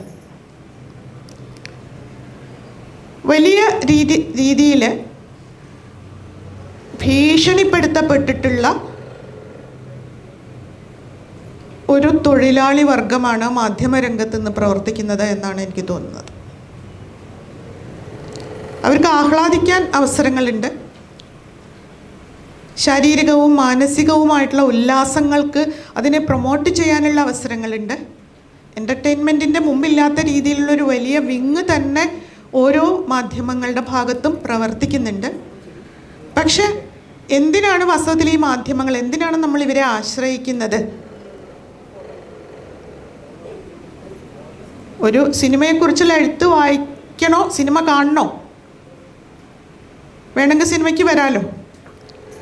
പക്ഷെ നമ്മൾക്ക് എത്തിച്ചേരാൻ പറ്റാത്തടത്ത വാർത്തകൾ നമ്മളിലേക്ക് എത്തണം. അപ്പോൾ എത്രമാത്രം ടെററൈസ് ചെയ്തിട്ടുള്ള ഒരു സ്റ്റേറ്റിൻ്റെ അകത്താണ് നമ്മളെപ്പോലെയുള്ളവർ സ്വസ്ഥമായി ശ്വസിച്ചുകൊണ്ടിരിക്കുന്നത് എന്നുള്ളത് അത്ഭുതകരമായിട്ടുള്ളൊരു കാര്യമാണ്. കാരണം ഒരുപക്ഷെ നമ്മളൊക്കെ ഈ 8-10 കൊല്ലം കൊണ്ട് ഇങ്ങനെ മെരുക്കപ്പെട്ടിരിക്കാം, ഇത്രയൊക്കെ ഉള്ളൂ നമ്മളും എന്ന് നമ്മൾ തിരിച്ചറിയേണ്ടി വരും. കാരണം എന്താണോ കിട്ടുന്നത്, എന്താണോ അധികാരികൾ നമുക്ക് തരാൻ ഉദ്ദേശിക്കുന്നത്, അത് 5 കിലോ അരി ആവാം, ചിലപ്പോൾ 6 കിലോ അരി ആവാം, ചിലപ്പോൾ പലചരക്ക് വ്യഞ്ജനങ്ങൾ അടങ്ങിയിട്ടുള്ളൊരു കിറ്റാവാം. അതിനപ്പുറത്തേക്ക് നമുക്ക് ഡിമാൻഡും നീഡുമില്ലാത്ത ഒരു വിഭാഗം ജനതയായിട്ട് കേരളീയർ മാറിക്കൊണ്ടിരിക്കുന്ന ഒരു സാഹചര്യത്തിലാണ് തീർച്ചയായിട്ടും താര ഈ ഒരു, ഞാൻ അങ്ങനെയാണ് അംബികയെ വിളിക്കാറ്, താര അങ്ങനെ ഈ മറുവാക്കിൻ്റെ ഒരു 10ാം വർഷം ആഘോഷിക്കുന്നത്. അപ്പം നേരത്തെ പറഞ്ഞു വിജയമാഷ്ട പേര് ഏറ്റെടുത്തതാണ്, വിജയമാഷ്ട നൽകിയിട്ടുള്ള പേര് ഏറ്റെടുത്തതാണ്. ഇപ്പോൾ വിജയമാഷ്ട നൽകിയിട്ടുള്ള പേരും വിജയമാഷ്ട കൊട്ടേഷൻസും ഒക്കെ അന്ന് വിജയൻ മാഷ്ടയെ തള്ളിക്കളഞ്ഞിട്ടുള്ളതാണ്. എത്ര വലിയ മരമായാലും പുരയ്ക്ക് മീതെ ചഞ്ഞാൽ വെട്ടിക്കളയണം എന്ന് ആഹ്വാനം ചെയ്തിട്ടുള്ള ആൾക്കാരും ഒരുപക്ഷെ ഏറ്റെടുക്കുമായിരിക്കാം, കാണുന്നുണ്ട് അങ്ങനെയൊക്കെ. പക്ഷെ അദ്ദേഹം ഉന്നയിച്ചിട്ടുള്ള പൊളിറ്റിക്സ്, രാഷ്ട്രീയം, അദ്ദേഹത്തിൻ്റെ കോഡ്സ് ഉപയോഗിക്കുമ്പോഴും അദ്ദേഹത്തിൻ്റെ ഉദ്ധരണികൾ ഉപയോഗിക്കുമ്പോഴും ചരമവാർഷികവും ഒക്കെ ആഘോഷിക്കുമ്പോഴും ഉണ്ടാവുന്നത് എന്താണോ ഉന്നയിക്കപ്പെട്ട രാഷ്ട്രീയം, MN വിജയൻ എന്നുള്ള പേരിൽ കേരളത്തിൽ ഉന്നയിക്കപ്പെട്ടിട്ടുള്ള രാഷ്ട്രീയം, അത് ആത്യന്തികമായ രാഷ്ട്രീയം എന്നുള്ള രീതിയിലല്ല ഞാൻ പറയുന്നത്. അതൊരു വിയോജിപ്പിൻ്റെ രാഷ്ട്രീയമായിരുന്നു. അടിച്ചമർത്തലിനോടുള്ള വിയോജിപ്പിൻ്റെ അംശങ്ങൾ ആ രാഷ്ട്രീയത്തിൽ ഉണ്ടായിരുന്നു. ആ രാഷ്ട്രീയത്തെ പൂർണ്ണമായും തമസ്കരിക്കുകയും അതിനെക്കുറിച്ച് നിശബ്ദീകരിക്കുകയും ചെയ്യുന്നൊരു സാഹചര്യത്തിൽ തന്നെയാണ് ഇന്നത്തെ കേരളം ഉള്ളത്. അപ്പോൾ നമുക്ക് ചോദ്യങ്ങൾ വരാം. ഭയങ്കര ജനാധിപത്യം ആയതുകൊണ്ടാണല്ലോ KK രമയെ പോലെയുള്ള ഒരാൾ നിയമസഭയിൽ എത്തിയത്. ഉമാ തോമസിന് നല്ല ചികിത്സ കൊടുത്തിട്ടില്ലേ? വീണ്ടും ജീവിതത്തിലേക്ക് വരണില്ലേ? ഞങ്ങളല്ലാച്ച പിന്നെ ആരാ അത് കൊടുക്കുക?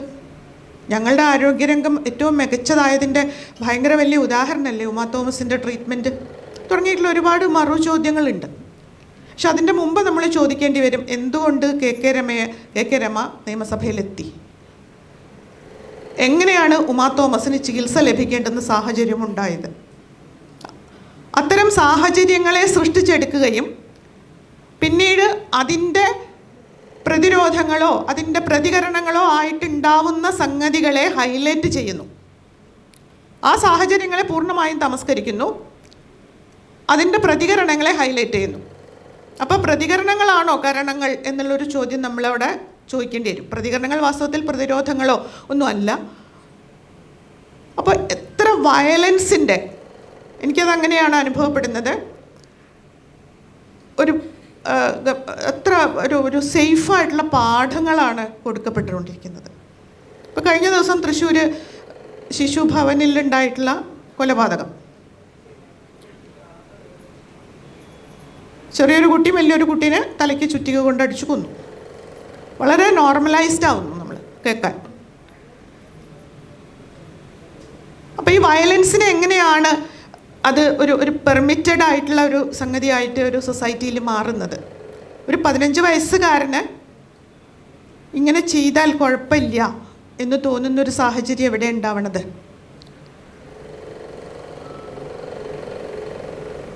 അത് ചിലപ്പോൾ ആൾക്കാരെ കൊന്നുകൊണ്ടായിരിക്കാം, പല വെട്ടുകൾ വെട്ടി നടു റോട്ടിലിട്ട് കൊല്ലാം.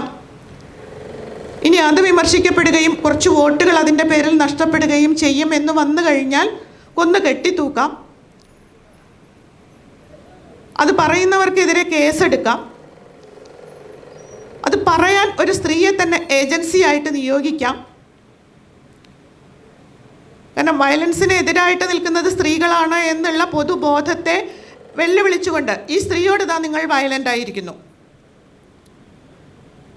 അവരെ കൊണ്ട് ഭീകരമായിട്ടുള്ള രീതിയിൽ അതിഭയങ്കരമായിട്ടുള്ള വയലൻസ് ഉള്ള ഒരു വാക്കുകളും വയലൻസാണ്. എന്നിട്ട് അവരാണ് സൈബർ അറ്റാക്ക് നേരിടുന്ന ആൾ. അപ്പം എന്താണോ യഥാർത്ഥത്തിലുള്ള ഒന്ന് അതിനെ മറച്ചുകൊണ്ട് അതിൻ്റെ പ്രതികരണത്തെ ഏറ്റവും അതിനെ ഫോർഗ്രൗണ്ട് ചെയ്യുക, അതിനെ മുന്നിലേക്ക് വെച്ചുകൊണ്ടാണ് ഇത്തരം സാഹചര്യങ്ങൾ കേരളത്തിലെ വളരെ ബോധപൂർവം എന്ന് തന്നെ പറയേണ്ടി വരും ഇവിടെയുള്ള മാധ്യമ രംഗവും ഇവിടെയുള്ള സ്റ്റേറ്റിൻ്റെ മറ്റെല്ലാ മെഷീനറീസും കൊണ്ടു നടക്കുന്നത് എന്നുള്ളത് തീർച്ചയായിട്ടും ശ്വാസം മുട്ടിക്കുന്ന ഒരു സാഹചര്യം തന്നെയാണ്. അത്ര ഒരു സാഹചര്യത്തിൽ കരിമണൽ കടത്തിക്കൊണ്ടേയിരിക്കുമ്പോൾ നമ്മൾ മാസപ്പടിയെക്കുറിച്ച് ചർച്ച ചെയ്തുകൊണ്ടേയിരിക്കും. അവിടെ നിർബാധം 24/7 കരിമണൽ കടത്തിക്കൊണ്ടേയിരിക്കുകയാണ്. ഇപ്പോഴും അതെ, ഒരു ഹോളിഡേ പോലും ഒഴിവില്ല. അതിൻ്റെ എല്ലാ വ്യവസ്ഥകളെയും ലംഘിച്ചുകൊണ്ട് അവിടെ ഈ ലോറികളിൽ ഇങ്ങനെ മണൽ കടത്തിക്കൊണ്ടിരിക്കുന്നു. നമ്മളിവിടെ ചർച്ച ചെയ്യണോ വേണ്ടേ, ചർച്ച ചെയ്യണ്ടേ എന്നുള്ളതൊന്നും അല്ല കേട്ടോ. അതുപോലും ചർച്ച ചെയ്യാൻ പറ്റുന്നില്ലാത്ത സാഹചര്യമുണ്ട്. എത്ര ഉപരിപ്ലവമായിട്ടുള്ള ഒരു ഘടകത്തെക്കുറിച്ച് ചർച്ച മാത്രം സാധ്യമാവുന്ന, സ്ഥിരമായിട്ട് ഇപ്പോൾ ഉമേഷ് ബാബു വന്നു കഴിഞ്ഞാൽ ഉമേഷ് ബാബു എന്താ പറയുക നമുക്കറിയാം, ജോർജ് ജോസഫ് വന്നു അത് നമുക്കറിയാം, CPM-ൽ അരുൺകുമാർ അത് നമുക്കറിയാം, ജ്യോതികുമാർ ചാമക്കാല അത് നമുക്കറിയാം. അപ്പോൾ വളരെ നമ്മളുടെ ഞാൻ വിചാരിച്ചത് ശരിയായില്ലോ, ഞാൻ ഇയാൾ തന്നെ പറയാമെന്നാണ് ഞാൻ വിചാരിച്ചത്. ഞാനെപ്പോഴും ശരിയാവുകയാണ്. അപ്പോൾ ഇത് കണ്ടുകൊണ്ടിരിക്കുന്ന ആളെപ്പോഴും അത് ഞാൻ വിചാരിച്ചത് തന്നെ ശരി. അതുപോലെ തന്നെയാണ് ഈ ലോകം പോണത്. ലോകം എവിടെയോ പോയിക്കൊണ്ടിരിക്കുകയാണ്, നമ്മുടെ കാലിൻ്റെ അടിയിൽ നിന്ന് മണ്ണ് എവിടേക്കോ ഒലിച്ചു പോയിക്കൊണ്ടിരിക്കുകയാണ്. അതിൻ്റെ ഇടയിൽ നമ്മളിതിൻ്റെ ടൂൾസായിട്ട് മാറിക്കൊണ്ടിരിക്കുന്ന ഒരു സാഹചര്യത്തിലാണ് ഇങ്ങനെയൊരു ഒത്തുകൂടൽ ഉണ്ടാവുന്നത്. അത് ഇനി 10 വർഷമോ 10 ദിവസമോ 1 ദിവസമോ 10 സെക്കൻഡോ പോലും ആവട്ടെ, ഇത്തരം ഒരു പ്രവർത്തനം എന്നുള്ളത് താരയെ സംബന്ധിച്ചിടത്തോളം അല്ലെങ്കിൽ താരയെ പോലുള്ള ഏത് X or Yയെ സംബന്ധിച്ചിടത്തോളവും അതൊരു സമരമാണ്. അപ്പോൾ തീർച്ചയായിട്ടും ഇവിടെ ഉദ്ഘാടനം ചെയ്യപ്പെടുന്നത് ഒരു സമര വഴിയാണ്. നേരത്തെ ചേക്കുട്ടി സൂചിപ്പിച്ചതുപോലെ മാധ്യമ രംഗം മൊത്തത്തിൽ ജീർണിച്ച് നിൽക്കുന്ന ഇന്നത്തെ കാലത്ത് അതിൻ്റെ ഉള്ളിൽ പെയ്ഡ് ഏജൻസാണ് വന്ന് സംസാരിച്ചുകൊണ്ടിരിക്കുന്നത്. പാർട്ടി ഓഫീസുകളിൽ നിന്ന് അവർ പേ ചെയ്യുന്ന ഏജൻസ് വന്നിട്ടാണ് സംസാരിക്കുന്നത്. അവരാണ് കടന്നൽ കൂട്ടം. എന്ത് ഗംഭീരമായിട്ടുള്ള പേരാണ്, സൈബർ കടന്നലുകൾ. കാട്ടുകടന്നൽ എന്നുള്ള എഥലീലിയൻ വോയിനിച്ചിനെയൊക്കെ നമ്മൾ ഗംഭീരമായിട്ട് വായിച്ചിട്ടുള്ളതാണ്. ഗമ്മയാവട്ടെ, ആർദ്രാവട്ടെ, മൊട്ടിനെല്ലി ആവട്ടെ ഒക്കെ നമ്മുടെ മനസ്സിൽ നമ്മളോടൊപ്പം വളർന്നിട്ടുള്ള ആൾക്കാരാണ്. അതിന് പകരം ഈ പേരെടുക്കുകയും ഇത് കണ്ടോ, അത് ശരിക്കും കണ്ടോ, ഇങ്ങനെയുള്ള എല്ലാ ആൾക്കാരെയും ഇങ്ങനെ ഉപദ്രവിച്ചിട്ട് ഓടിക്കും. അത്തരത്തിലുള്ള സൈബർ കടന്നലുകൾ വേറൊരു ഓപ്പണിംഗ്, അതായത് ഈ ഓപ്പണിങ്ങിലേക്ക്, സോഷ്യൽ മീഡിയയുടെ ഓപ്പണിങ്ങിലേക്ക് ഈ ഒരു സംഗതിയെ അതിനെ എത്രമാത്രം വികലമായിട്ടാണ് സോഷ്യൽ മീഡിയ പോലെയുള്ള ഒരു സ്ഥലത്ത് സ്വാതന്ത്ര്യത്തെ ഹനിച്ചുകൊണ്ടിരിക്കുന്നത്, എത്രമാത്രം വികലമായിട്ടാണ്, എത്രമാത്രം സമർത്ഥമായിട്ടാണ് വളരെ സത്യമാണ് എന്ന് തോന്നുന്ന തരത്തിലുള്ള നുണകൾ പ്രചരിപ്പിക്കപ്പെട്ടുകൊണ്ടിരിക്കുന്നത്. അതിനെതിരായിട്ട് നിൽക്കുന്നവർ പോലും ടൂൾഡ് ആവുന്നത്, അതിൻ്റെ ഉപകരണങ്ങൾ മാത്രമായി തീരുന്നത് എങ്ങനെയാണ് തുടങ്ങിയിട്ടുള്ള നിരവധി കാര്യങ്ങളെക്കുറിച്ചുള്ള ചർച്ചകളും വീണ്ടും വിചാരങ്ങളും ഈ സദസ്സിലുണ്ടാവട്ടെ എന്ന് ആശംസിച്ചുകൊണ്ട് അംബികയ്ക്ക് അതിനുള്ള ആയുസ്സും ആരോഗ്യവും അധ്വാന ശേഷിയും മനോബലവും ഒക്കെ ഉണ്ടാവട്ടെ എന്ന് ആശംസിച്ചുകൊണ്ട് ഇത് ഉദ്ഘാടനം ചെയ്യാന്നൊക്കെ പറയുമ്പോൾ എന്തോ ഒരു ബോറു വാക്കാണ്. ഈ ചർച്ചയ്ക്കൊരു തുടക്കം കുറിക്കുന്നു എന്ന് മാത്രം പറയുന്നു. ഇനി 2 പുസ്തക പ്രകാശനങ്ങളാണുള്ളത്. ആദ്യത്തെ പുസ്തകം ജൂതപ്രശ്നം എന്ന പേരിൽ മാർക്സിൻ്റെ ജൂതരചനകളെ ഇതുമായിട്ട് ബന്ധപ്പെട്ട ജൂതപ്രശ്നവുമായിട്ട് ബന്ധപ്പെട്ട രചനകളെക്കുറിച്ചുള്ള പുസ്തകത്തിൻ്റെ പ്രകാശനമാണ്. അപ്പോൾ അതിൻ്റെ പ്രകാശനത്തിന് വേണ്ടി ഡോക്ടർ പി.കെ. പോക്കരെ ക്ഷണിക്കുന്നു. അത് സ്വീകരിക്കുന്നത് തേജസ്സിൻ്റെ സഹപ്രവർത്തകൻ P.A. മാരിസാണ്. ഈ പുസ്തകം പ്രകാശിപ്പിച്ചതിന് ശേഷം പുസ്തകവുമായിട്ട് ബന്ധപ്പെട്ട പുസ്തക പരിചയവും ഡോക്ടർ പോക്കർ നിർവഹിക്കും. അതിനായി ഇരുവരെയും ക്ഷണിക്കുന്നു.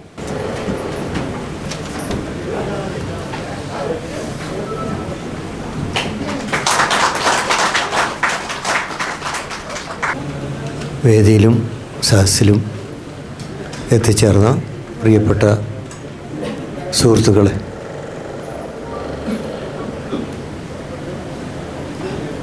മറുവാക്കിൻ്റെ 10 വർഷം പൂർത്തിയാക്കിയ സന്ദർഭത്തിൽ അതിന് അശ്രാന്ത പരിശ്രമം നടത്തിക്കൊണ്ടിരിക്കുന്ന അംബികയെ ആദ്യമായി അഭിനന്ദിക്കുകയാണ്. കാരണം ഇവിടെ എല്ലാവരും സൂചിപ്പിച്ചതുപോലെ ഇക്കാലത്ത് ഒരു പ്രസിദ്ധീകരണം ചെറിയ രീതിയിൽ നടത്തിപ്പോവുക എന്നുള്ളത് വളരെ സാഹസികമായ പ്രവർത്തനം തന്നെയാണ്. അതോടൊപ്പം പുസ്തക പ്രസിദ്ധീകരണ രംഗത്ത് ജൂതപ്രശ്നത്തെക്കുറിച്ച് എന്ന ഈ പുസ്തകം പരിഭാഷപ്പെടുത്തി പ്രസിദ്ധീകരിക്കാൻ കാണിച്ച ഔത്സുക്യവും അഭിനന്ദനാർഹമാണ്. തീർച്ചയായും അതിൻ്റെ പ്രകാശനത്തിന് എന്നെ വിളിച്ചതിൽ വ്യക്തിപരമായി എനിക്കുള്ള സന്തോഷവും നന്ദിയും അംബികയെ അറിയിക്കുകയാണ്. കാരണം ഇത് 1843 എഴുതപ്പെട്ട ഒരു പുസ്തകമാണ്. ഈ ഒരു പുസ്തകം ഇപ്പോഴ് പ്രസിദ്ധീകരിക്കുമ്പോൾ സ്വാഭാവികമായി അത് നൽകുന്ന വലിയ ഒരു സന്ദേശമുണ്ട്. ഈ പുസ്തകത്തെ ഞാനിവിടെ പരിചയപ്പെടുത്താൻ ശ്രമിക്കുന്നില്ല. കാരണം ഇവിടെ ഇരിക്കുന്ന ആളുകൾ പലരും എൻ്റെ ഇംഗ്ലീഷ് പരിഭാഷ വായിച്ചവരായിരിക്കും. അല്ലാത്തവരെല്ലാം തന്നെയും ഒരുപക്ഷെ മുഴുവൻ ആളുകളും ഈ പുസ്തകത്തിൻ്റെ ഓരോ കോപ്പി വാങ്ങി വായിക്കുകയും ചെയ്യുമെന്നതിനാൽ ഈ പുസ്തകം കമ്പോട് കമ്പ് പരിചയപ്പെടുത്തേണ്ട ഒരു ആവശ്യം ഇവിടെ ഉണ്ട് എന്ന് എനിക്ക് തോന്നുന്നില്ല. അതേസമയം ഈ പുസ്തകം പ്രസിദ്ധീകരിക്കുന്നതിലൂടെ ഈ കാലഘട്ടം ആവശ്യപ്പെടുന്ന ഒരു വലിയ സന്ദേശം സമൂഹത്തിന് കൊടുക്കാൻ കഴിയുന്നു എന്നുള്ളത് തീർച്ചയായും അഭിനന്ദനാർഹമായ ഒരു കാര്യമാണ്. കാരണം 1843 എന്നുള്ളത് വളരെ പ്രധാനമാണ്. കാരണം നമ്മൾ ഇപ്പോൾ ലോകമാകെ പറഞ്ഞുകൊണ്ടിരിക്കുന്നത്, പ്രചരിച്ചു കൊണ്ടിരിക്കുന്നത് ജൂത പ്രശ്നം എന്നുള്ളത് സമീപകാല സംഭവ വികാസങ്ങളുടെ തുടർച്ചയിൽ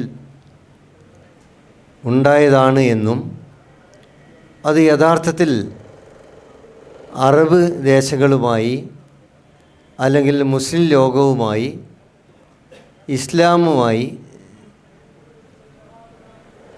ഉടലെടുത്ത സംഘർഷത്തിൻ്റെ ഭാഗമാണ് എന്നും വരുത്തി തീർക്കുന്ന, സ്ഥാപിച്ചു കൊണ്ടിരിക്കുന്ന വലിയ രീതിയിലുള്ള ആശയപ്രചാരണം ലോകവ്യാപകമായി തന്നെ നിലനിൽക്കുന്ന ഒരു സാഹചര്യത്തിലാണ് ജൂതപ്രശ്നം ഒരിക്കൽ കൂടി ലോകത്താകമാനം തന്നെ ചർച്ച ചെയ്യപ്പെടാൻ തുടങ്ങുന്നത്. അതിൻ്റെ വിശദാംശങ്ങളിലൊക്കെ ഇതിലുള്ള ചില പഠനങ്ങളിൽ പറയുന്നത് കൊണ്ട് അതിലേക്ക് ഞാൻ പോകുന്നില്ല. അതുകൊണ്ട് തീർച്ചയായും 1843 1943 എങ്ങനെ ബന്ധപ്പെടുന്നു, അല്ലെങ്കിൽ 1933 എങ്ങനെ ബന്ധപ്പെടുന്നു, അല്ലെങ്കിൽ 2025 എങ്ങനെ ബന്ധപ്പെടുന്നു, ഈ ഒരു പ്രശ്നം വാസ്തവത്തിൽ വളരെ ഗൗരവമുള്ള കാര്യമാണ്. കാരണം നമ്മൾ വിചാരിക്കുന്നത് പോലെ ഏത് പ്രശ്നത്തെയും അതിൻ്റെ യഥാർത്ഥ കോണ്ടസ്റ്റിൽ നിന്ന്, യഥാർത്ഥ സന്ദർഭത്തിൽ നിന്ന് അടർത്തി മാറ്റി മറ്റൊരു പ്രശ്നമാക്കി വിന്യസിപ്പിക്കാൻ സാമ്രാജ്യത്വത്തിന്, മുതലാളിത്തത്തിന്, സയണിസത്തിന് എളുപ്പം സാധിക്കുന്നു എന്നത് നമ്മൾ തിരിച്ചറിയേണ്ട ഒരു വസ്തുതയാണ്. അതുകൊണ്ട് തീർച്ചയായും ഈ പുസ്തകം വായിക്കുന്നതോടുകൂടി ഒരു കാര്യം എല്ലാവർക്കും വ്യക്തമാവും. 1843 അവിടെ ജൂതപ്രശ്നം ഉണ്ടായിരുന്നു. അതായത് പാശ്ചാത്യ രാജ്യങ്ങളിൽ, പടിഞ്ഞാറൻ രാജ്യങ്ങളിൽ ജൂതപ്രശ്നം എന്ന ഒരു പ്രശ്നം 1840 തന്നെ ഉണ്ടായിരുന്നു എന്നുള്ളത് നൽകുന്ന ഒരു വലിയ സന്ദേശമുണ്ട്. അന്ന് ജൂതപ്രശ്നം എന്ന് പറഞ്ഞ് സമൂഹത്തിലാകമാനം നിലനിന്നിരുന്ന വലിയ സ്പർദ്ധ എന്നുള്ളത് യഥാർത്ഥത്തിൽ ഇന്ന് നമ്മുടെ നാട്ടിൽ അവതരിപ്പിക്കപ്പെടുന്ന പ്രശ്നവുമായി യാതൊരു ബന്ധവും ഉണ്ടായിരുന്നില്ല. മറിച്ച് പടിഞ്ഞാറൻ രാജ്യങ്ങളിൽ വളരെ ആസൂത്രിതമായി രൂപപ്പെടുത്തിയ അപരവിദ്വേഷത്തിൻ്റെ, അന്യ മതവിദ്വേഷത്തിൻ്റെ, ആൻറ്റി സെമിറ്റിസത്തിൻ്റെ ഭാഗമായി രൂപപ്പെട്ട വിദ്വേഷ പ്രചാരണം മാത്രമായിരുന്നില്ല, പൗരത്വ നിഷേധം ഉൾപ്പെടെയുള്ള കാര്യങ്ങളെക്കുറിച്ച് വളരെ എളുപ്പം ഇന്ന് ലോകത്തെ ബോധ്യപ്പെടുത്താൻ മാർക്സിസ്റ്റുകൾ ഏറ്റെടുക്കേണ്ട വളരെ പ്രധാനപ്പെട്ട ഒരു ദൗത്യം ഈ പുസ്തകത്തിൻ്റെ പ്രകാശന കർമ്മത്തിലൂടെ നിർവഹിച്ചിട്ടുണ്ട് എന്നാണ് ഞാൻ ആദ്യമായി പറയാൻ ശ്രമിക്കുന്നത്. അതുകൊണ്ട് തീർച്ചയായും ജൂത ക്വസ്റ്റ്യൻ എന്നുള്ളത് ഈ പുസ്തകം നമ്മളെ സംബന്ധിച്ചിടത്തോളം വളരെ എളുപ്പത്തിൽ ആർക്കും അറിയാവുന്ന, മനസ്സിലാക്കാവുന്ന ഒരു കാര്യം. മാർക്സ് എഴുതിയത് എന്തുകൊണ്ടാണെന്ന് ചോദിച്ചു കഴിഞ്ഞാൽ ഈ പുസ്തകത്തിൽ ഇതിൻ്റെ പരിഭാഷയും അതിൻ്റെ പഠനവുമുണ്ട്. അത് അന്ന് തന്നെ ഒരു പ്രശ്നമായി നിലനിന്നുകൊണ്ട് മാത്രമല്ല, ജൂത സമൂഹങ്ങൾക്ക് പല രീതിയിലുള്ള അവകാശ നിഷേധങ്ങളും ഭരണകൂടത്തിൻ്റെ ഭാഗത്തുനിന്ന് നിലനിൽക്കുന്ന ഒരു സാഹചര്യം ഉണ്ടായതുകൊണ്ടാണ്. നമ്മൾ ആലോചിച്ച് നോക്കിക്കഴിഞ്ഞാൽ അന്ന് ഉണ്ടായിരുന്ന പ്രശ്നങ്ങൾക്ക് സമാനമായ പ്രശ്നങ്ങളാണ് നമ്മുടെ സമൂഹത്തിൽ ഇന്ന് നിലനിൽക്കുന്നത് എന്ന് നമുക്ക് വളരെ എളുപ്പത്തിൽ മനസ്സിലാവും. അന്ന് എങ്ങനെയാണോ ജൂതരെ അപരവൽക്കരിച്ചത്, അതേ രീതിയിലാണ് ഇന്ന് വാസ്തവത്തിൽ മുസ്ലിം ലോകത്തെ, മുസ്ലിം ജനസാമാന്യത്തെ, മുസ്ലിം ജീവിതം നയിക്കുന്നവരെ, മുസ്ലിം നാമധാരികളെ എല്ലാം തന്നെ അപരവൽക്കരിക്കുന്നത് എന്ന് വളരെ എളുപ്പത്തിൽ നമുക്ക് മനസ്സിലാക്കാൻ കഴിയുന്നതാണ്. അത് വളരെ എളുപ്പം ഈ പുസ്തകത്തിൻ്റെ ഓരോ താളും നമ്മളെ ബോധ്യപ്പെടുന്നതാണ്. കാരണം അന്ന് യഥാർത്ഥത്തിൽ വംശീയ ദേശീയവാദത്തിൻ്റെ ഒരു പ്രോത്ഘാടനം വാസ്തവത്തിൽ ആ സന്ദർഭത്തിൽ നടത്തിക്കൊണ്ടിരിക്കുകയായിരുന്നു. സൈദ്ധാന്തികമായി തന്നെ യഥാർത്ഥത്തിൽ നേരത്തെ നടന്നുകൊണ്ടിരിക്കുന്ന ഭരണകൂട ഭീകരതയുടെ തുടർച്ചയിൽ ഒരു സൈദ്ധാന്തികമായ യുദ്ധം തന്നെ അവിടെ ആരംഭിക്കുകയായിരുന്നു. കാരണം ജൂതരെ സംബന്ധിച്ചിടത്തോളം അവരാവിഷ്കരിതരാണ്. ജൂതർ മാത്രമായിരുന്നില്ല എന്ന കാര്യം നമുക്ക് പലപ്പോഴും വിസ്മരിക്കപ്പെടുന്ന ഒരു കാര്യമാണ്. കാരണം ജൂതരേക്കാൾ അപകൃഷ്ടരായി പാശ്ചാത്യ രാജ്യങ്ങളിൽ കണക്കാക്കിയ, അവർ നിരന്തരം അടയാളപ്പെടുത്തിയ ഒരു വിഭാഗമായിരുന്നു മുസ്ലിങ്ങൾ എന്നുള്ളത് ഈ കാലത്ത്, സമീപകാലത്ത് പഠിക്കപ്പെട്ടുകൊണ്ടിരിക്കുന്ന ഒരു പ്രമേയമാണ്. അകമ്പൻ്റെയൊക്കെ പുസ്തകത്തിൽ പറയുന്ന കാര്യങ്ങൾ നമ്മൾ പരിശോധിച്ച് കഴിഞ്ഞാൽ, പ്രിമോ ലിവി എന്ന് പറയുന്ന ഓഷ്വിറ്റ്സിൻ്റെ നിന്ന് രക്ഷപ്പെട്ടു പോയ കെമിസ്റ്റ് ആയിട്ടുള്ള, ഇവിടെ മെൻഡലീഫിൻ്റെ ചാർട്ടൊക്കെ പരിഷ്കരിച്ചിട്ടുള്ള പ്രിമോ ലിവിയുടെ ആത്മകഥ വായിച്ചു കഴിഞ്ഞാൽ ഒക്കെ നമുക്ക് മനസ്സിലാവുന്ന കാര്യം, യഥാർത്ഥത്തിൽ ജൂതരായിട്ടുള്ള തടവുകാരെ പോലും അതിലേറ്റവും മോശമായിട്ടുള്ള ആരോഗ്യസ്ഥിതിയും ഏറ്റവും മോശമായിട്ടുള്ള ജീവിതാവസ്ഥയുമുള്ള മിക്കവാറും നഗ്നരായിട്ടുള്ള മനുഷ്യരെ അവർ വിളിച്ചുകൊണ്ടിരുന്നത് മുസൽമാൻ എന്നായിരുന്നു. എന്ന് പറഞ്ഞാൽ നമ്മുടെ നാട്ടിൽ പോത്തേരി കുഞ്ഞമ്പുവിനെ പുലയൻ കുഞ്ഞമ്പു എന്ന് വിളിച്ചതുപോലെ, തീയനായിട്ടും പുലയൻ കുഞ്ഞമ്പു എന്ന് വിളിച്ചതുപോലെ അവരവിടെ മുസൽമാൻ എന്നായിരുന്നു വിളിച്ചത് എന്നത് നമുക്ക് കാണാൻ പറ്റും. അതുകൊണ്ട് ഇന്ന് വന്നുകൊണ്ടിരിക്കുന്ന പുതിയ പഠനങ്ങൾ, പുതിയ വായനകൾ നമുക്ക് ഒരുപാട് കാര്യങ്ങളിൽ കൂടുതൽ തെളിച്ചവും വെളിച്ചവും നൽകിക്കൊണ്ടിരിക്കുകയാണ്. അടുത്ത കാലത്തല്ല, കുറേ വർഷങ്ങളായി. അടുത്ത കാലം എന്ന് ഞാൻ ഉദ്ദേശിക്കുന്നത് ഒരു 2000-ന് ശേഷമുള്ള ഒരു കാലമാണ്. അപ്പോൾ ഈ 2000-ന് ശേഷമുള്ള കാലത്ത് ഒരുപാട് പുതിയ പഠനങ്ങൾ വന്നുകൊണ്ടിരിക്കുകയാണ്. ഈ അന്റോണിയോ ഗ്രാംഷിയുടെ പേരക്കുട്ടിയായിട്ടുള്ള Antonio Gramsci junior New Left റിവ്യൂവിൽ എഴുതിയ ഒരു ലേഖനത്തിൽ അദ്ദേഹം പറയുന്ന ഒരു കാര്യമുണ്ട്. എൻ്റെ മുത്തച്ഛനെ യഥാർത്ഥത്തിൽ എൻ്റെ അച്ഛന് അറിയില്ലായിരുന്നു. എൻ്റെ അച്ഛന് അറിയില്ലായിരുന്നു എന്ന് പറഞ്ഞാൽ അച്ഛന് മനസ്സിലാക്കാൻ കഴിഞ്ഞിരുന്നല്ലോ. അച്ഛൻ ആകെ ഉണ്ടായിരുന്ന വിഷമം അച്ഛൻ്റെ അച്ഛൻ പ്രൊഫസറായില്ല എന്നുള്ളതാണ്. നല്ല കഴിവുണ്ടായിട്ടും അധ്യാപകരൊക്കെ ഉപദേശം കൊടുത്തിട്ടും പ്രൊഫസറായില്ല, രാഷ്ട്രീയക്കാരനായി വെറുതെ ജയിലിൽ പോയി ചത്തുപോയല്ലോ എന്ന രീതിയിൽ വിലപിക്കുക മാത്രമാണ് അച്ഛൻ ചെയ്യാറ് എന്നാണ്. അതുപോലെ തന്നെ പല കമ്മ്യൂണിസ്റ്റുകാർക്കും, പ്രത്യേകിച്ച് സോവിയറ്റ് യൂണിയനിലായിരുന്നു അവർ ജീവിച്ച. അദ്ദേഹത്തിൻ്റെ ഭാര്യ റഷ്യക്കാരിയായിരുന്നു. അതും കൗതുകകരമായൊരു കാര്യമാണ് കേട്ടോ. ഇത്രയൊക്കെ വലിയ പുരോഗതിയുടെ പാതയിലൂടെ കടന്നു വന്ന ഇറ്റലിയിൽ, റോമിൽ അന്റോണിയോ ഗ്രാംഷിയെ മറവ് ചെയ്ത് വിദേശികൾക്കുള്ള ശവകുടീരങ്ങൾ സ്ഥിതി ചെയ്യുന്ന സ്ഥലത്താണ്. അപ്പോൾ എന്തുകൊണ്ടാണ് ഇങ്ങനെ ഈ വിദേശികൾക്കുള്ള സ്ഥലത്ത് അവിടുത്തെ കമ്മ്യൂണിസ്റ്റ് പാർട്ടിയുടെ ജനറൽ സെക്രട്ടറി ആയിട്ടും സ്വദേശിയായിട്ടും അദ്ദേഹത്തെ മറവ് ചെയ്തത് എന്ന് അവിടെ നമ്മുടെ ഇതുപോലെയല്ലേ ശ്മശാനങ്ങളിലൊക്കെ ആളുകളും ഗൈഡൊക്കെ ഉണ്ടല്ലോ, അവരോട് ചോദിക്കുമ്പോൾ അവർ പറഞ്ഞ മറുപടി അദ്ദേഹത്തിൻ്റെ ഭാര്യ വിദേശിയായിരുന്നു എന്നാണ്. എന്ന് പറഞ്ഞാൽ ഈ രക്തശുദ്ധിവാദം, ഹിറ്റ്ലറുടെയും മുസോളിനിയുടെയും രക്തശുദ്ധിവാദം അവിടെ ഇപ്പോഴും നിലനിൽക്കുന്നുകൊണ്ടായിരിക്കണം മെലോണിയുടെ ഭരണകൂടം അവിടെ വരുന്നത്. ഇപ്പോൾ ഏറ്റവും ഒടുവിൽ നമ്മൾ കാണുന്നത് ജർമ്മനിയിലെ തെരഞ്ഞെടുപ്പ് പ്രചരണങ്ങളിലൊക്കെ ഹിറ്റ്ലർ കമ്മ്യൂണിസ്റ്റായിരുന്നു എന്ന പ്രചരണം നടന്നുകൊണ്ടിരിക്കുകയാണ്. ഇത് പറയുമ്പോൾ നമ്മൾ തിരിച്ചറിയേണ്ട 1-2 വസ്തുതകൾ മാത്രം പറഞ്ഞുകൊണ്ട് ഞാനിത് ചുരുക്കാം. അത് 1959 തന്നെ മാർക്സിൻ്റെ പേരിൽ തന്നെ ഒരു പുസ്തകം അമേരിക്ക ഇറക്കുകയുണ്ടായി, ജൂതരില്ലാത്ത സമൂഹം എന്ന് പറഞ്ഞിട്ട്. ആലോചിച്ച് നോക്കണം, ജൂതരില്ലാത്ത സമൂഹം ബൈ കാൾ മാർക്സ്. അപ്പം ജൂതരെ മുഴുവൻ നിഷ്കാസനം ചെയ്യാൻ പ്രേരണ നൽകിയ ആളാണ് കാൾ മാർക്സ് എന്ന് തോന്നിപ്പിക്കുന്ന വിധത്തിൽ ന്യൂയോർക്കിൽ നിന്ന് വലിയ പുസ്തകം, മാർക്സിൻ്റെ ടെക്സ്റ്റ് ചെറിയ രീതിയിൽ വക്രീകരിച്ചും തെറ്റായ പരിഭാഷകൾ പല വാചകങ്ങൾക്കും നൽകിയും വലിയ ദീർഘമായ പഠനം കമ്മ്യൂണിസ്റ്റുകാർ, അതിൽ നെഹ്റുവിനെ പോലും ഒഴിവാക്കിയില്ല.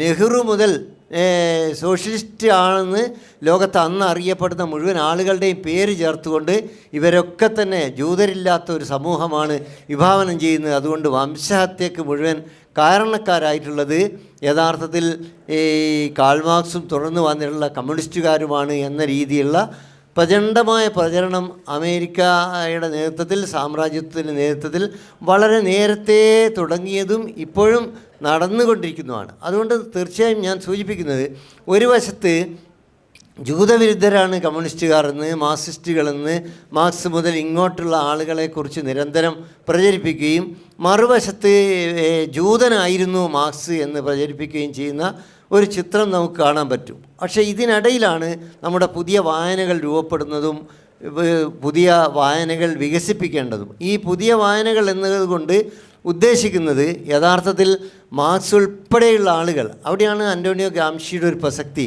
കാരണം അന്റോണിയോ ഗ്രാംഷി നമ്മൾ വിചാരിക്കുന്ന പോലെ ഹെജിമണി എന്നുള്ളത് വെറും ഒരു മേൽക്കോയ്മ പ്രത്യയശാസ്ത്രം എന്ന അർത്ഥത്തിൽ മാത്രമല്ല പ്രയോഗിച്ചിട്ടുള്ളത്. അന്റോണിയോ ഗ്രാംഷിയുടെ നോട്ട് ബുക്കുകളൊക്കെ നമ്മൾ കണ്ടു കഴിഞ്ഞാൽ വിസ്മയപ്പെടും. കാരണം കൃത്യമായി കോളേജിലൊക്കെ വിദ്യാർത്ഥികളൊക്കെ എഴുതി തയ്യാറാക്കിയ നോട്ട് പുസ്തകങ്ങൾ ഇപ്പോഴും സൂക്ഷിച്ചു വെച്ചു എന്നുള്ളത്, ഇപ്പോഴും നിലനിൽക്കുന്നു എന്നുള്ളത് നിങ്ങൾക്ക് ഗൂഗിൾ ലെൻസ് എടുത്തിട്ട് അതിൽ കാണിച്ചു കഴിഞ്ഞാൽ അതിൻ്റെ ഇംഗ്ലീഷിൽ നിന്ന് മലയാളത്തിലേക്ക് മറ്റേത് ഭാഷയിലേക്കോ പരിഭാഷ ലഭിക്കുന്ന വിധത്തിൽ ഇപ്പോഴും ലഭ്യമാണ് എന്ന കാര്യമൊക്കെ ആനുഷികമായാണെങ്കിലും ഞാൻ സൂചിപ്പിക്കുകയാണ്. കാരണം ഇത്തരം വിഷയങ്ങളിൽ ഗവേഷണ താല്പര്യമൊക്കെ ഉള്ള ആരെങ്കിലുമൊക്കെ, ടീച്ചർ ഇവിടെ സൂചിപ്പിച്ച പോലെ ചെറുപ്പക്കാർ ഈ രംഗത്തൊക്കെ നമ്മുടെ നാട്ടിൽ കുറഞ്ഞു വരുന്നു എന്നുള്ളത് ഒരു സത്യമാണ്. അതേസമയത്ത് ആരെങ്കിലുമൊക്കെ എവിടെയെങ്കിലും ഉണ്ട് എന്നുള്ളതും നമുക്ക് മനസ്സിലാക്കാൻ പറ്റും. കാരണം ഇത്തരം കാര്യങ്ങളുമായി ബന്ധപ്പെട്ട് നമ്മൾ അന്വേഷണങ്ങൾ വികസിപ്പിക്കുമ്പോൾ ഒരുപാട് യുവാക്കളും യുവതികളുമൊക്കെ പല രീതിയിൽ പഠിക്കുകയും പഠിച്ചുകൊണ്ടിരിക്കുകയും അന്വേഷിക്കുകയൊക്കെ ചെയ്യുന്നത് നമുക്ക് കാണാം. അപ്പോൾ ആൻ്റോണിയോ ഗ്രാംഷി യഥാർത്ഥത്തിൽ ആശയാധികാര വ്യവസ്ഥ എന്നുള്ളത് സാമ്പത്തിക വ്യവസ്ഥ പോലെ തന്നെ സമാന്തരമായി നിലനിൽക്കുന്ന ഒരു വ്യവസ്ഥയാണ് എന്ന് തന്നെയാണ് കൃത്യമായി പറഞ്ഞു വെച്ചിട്ടുള്ളത്. അതുകൊണ്ടാണ് ഈ ആശയാധികാര വ്യവസ്ഥയിൽ എത്ര സമ്പന്നനായാലും അയാൾ ആ ആശയാധികാര വ്യവസ്ഥയിലെ അധമസ്ഥാനത്താണെങ്കിൽ തീർച്ചയായും അയാൾ അധമസ്ഥാനം അതിജീവിക്കാൻ വേണ്ടി നിരന്തരം പ്രയാസപ്പെടേണ്ടി വരും. അയാൾ തഹസിൽദാറാവാം, അയാൾ കലക്ടറാവാം, അയാൾ വലിയ സമ്പന്നരായിട്ടുള്ള കോർപ്പറേറ്റ് തലത്തിലേക്ക് വികസിച്ച മുതലാളിയാവാം. പക്ഷേ ഈ ആശയാധികാര വ്യവസ്ഥ നമ്മുടെ ഭരണകൂട പ്രത്യയശാസ്ത്രമായിട്ടുള്ള ആശയാധികാര വ്യവസ്ഥയിൽ അവളുടെ സ്ഥാനം അധമമായി താണതായി അടയാളപ്പെടുത്തിയിരിക്കുന്നെങ്കിൽ തീർച്ചയായും അവൾ അല്ലെങ്കിൽ അവൻ തീർച്ചയായും ഒരുപാട് ദൂരോടേണ്ടി വരും. നമ്മുടെ സംവരണ വിരുദ്ധർ പറയുന്നത് പോലെ 100 മീറ്ററിന് പകരം 50 മീറ്റർ ഓടുകയല്ല ചെയ്യുന്നത്. പലപ്പോഴും 100 മീറ്ററിന് പകരം 200 മീറ്റർ ഓടിയാൽ മാത്രമേ അവന് അല്ലെങ്കിൽ അവൾക്ക് അവിടെ എത്താൻ കഴിയുകയുള്ളൂ എന്നതാണ് യാഥാർത്ഥ്യം. അതുകൊണ്ട് തീർച്ചയായും ഞാൻ സൂചിപ്പിക്കുന്നത് ഈ കീഴാള വിരുദ്ധത എന്നുള്ളത് ആശയാധികാര വ്യവസ്ഥക്കകത്ത് നിലനിൽക്കുന്ന ഒരു പ്രശ്നമാണ്. അതുകൊണ്ട് ആ ആശയാധികാര വ്യവസ്ഥക്കകത്ത് നിന്നുകൊണ്ടാണ് മാർക്സും യഥാർത്ഥത്തിൽ ഈ രചനകളൊക്കെ നിർവഹിക്കുന്നത്. അതിൻ്റേതായ പരിമിതികളെക്കുറിച്ച്, അതിൻ്റേതായ ബ്ലൈൻഡ് സ്പോട്ട്സ് അല്ലെങ്കിൽ അന്ധബിന്ദുക്കളെക്കുറിച്ച് ഒരാൾ വിമർശിക്കുന്നതിൽ യാതൊരു തെറ്റുമില്ല. കാരണം മാർക്സ് ഒരു ജീനിയസ് ആയിരുന്നു.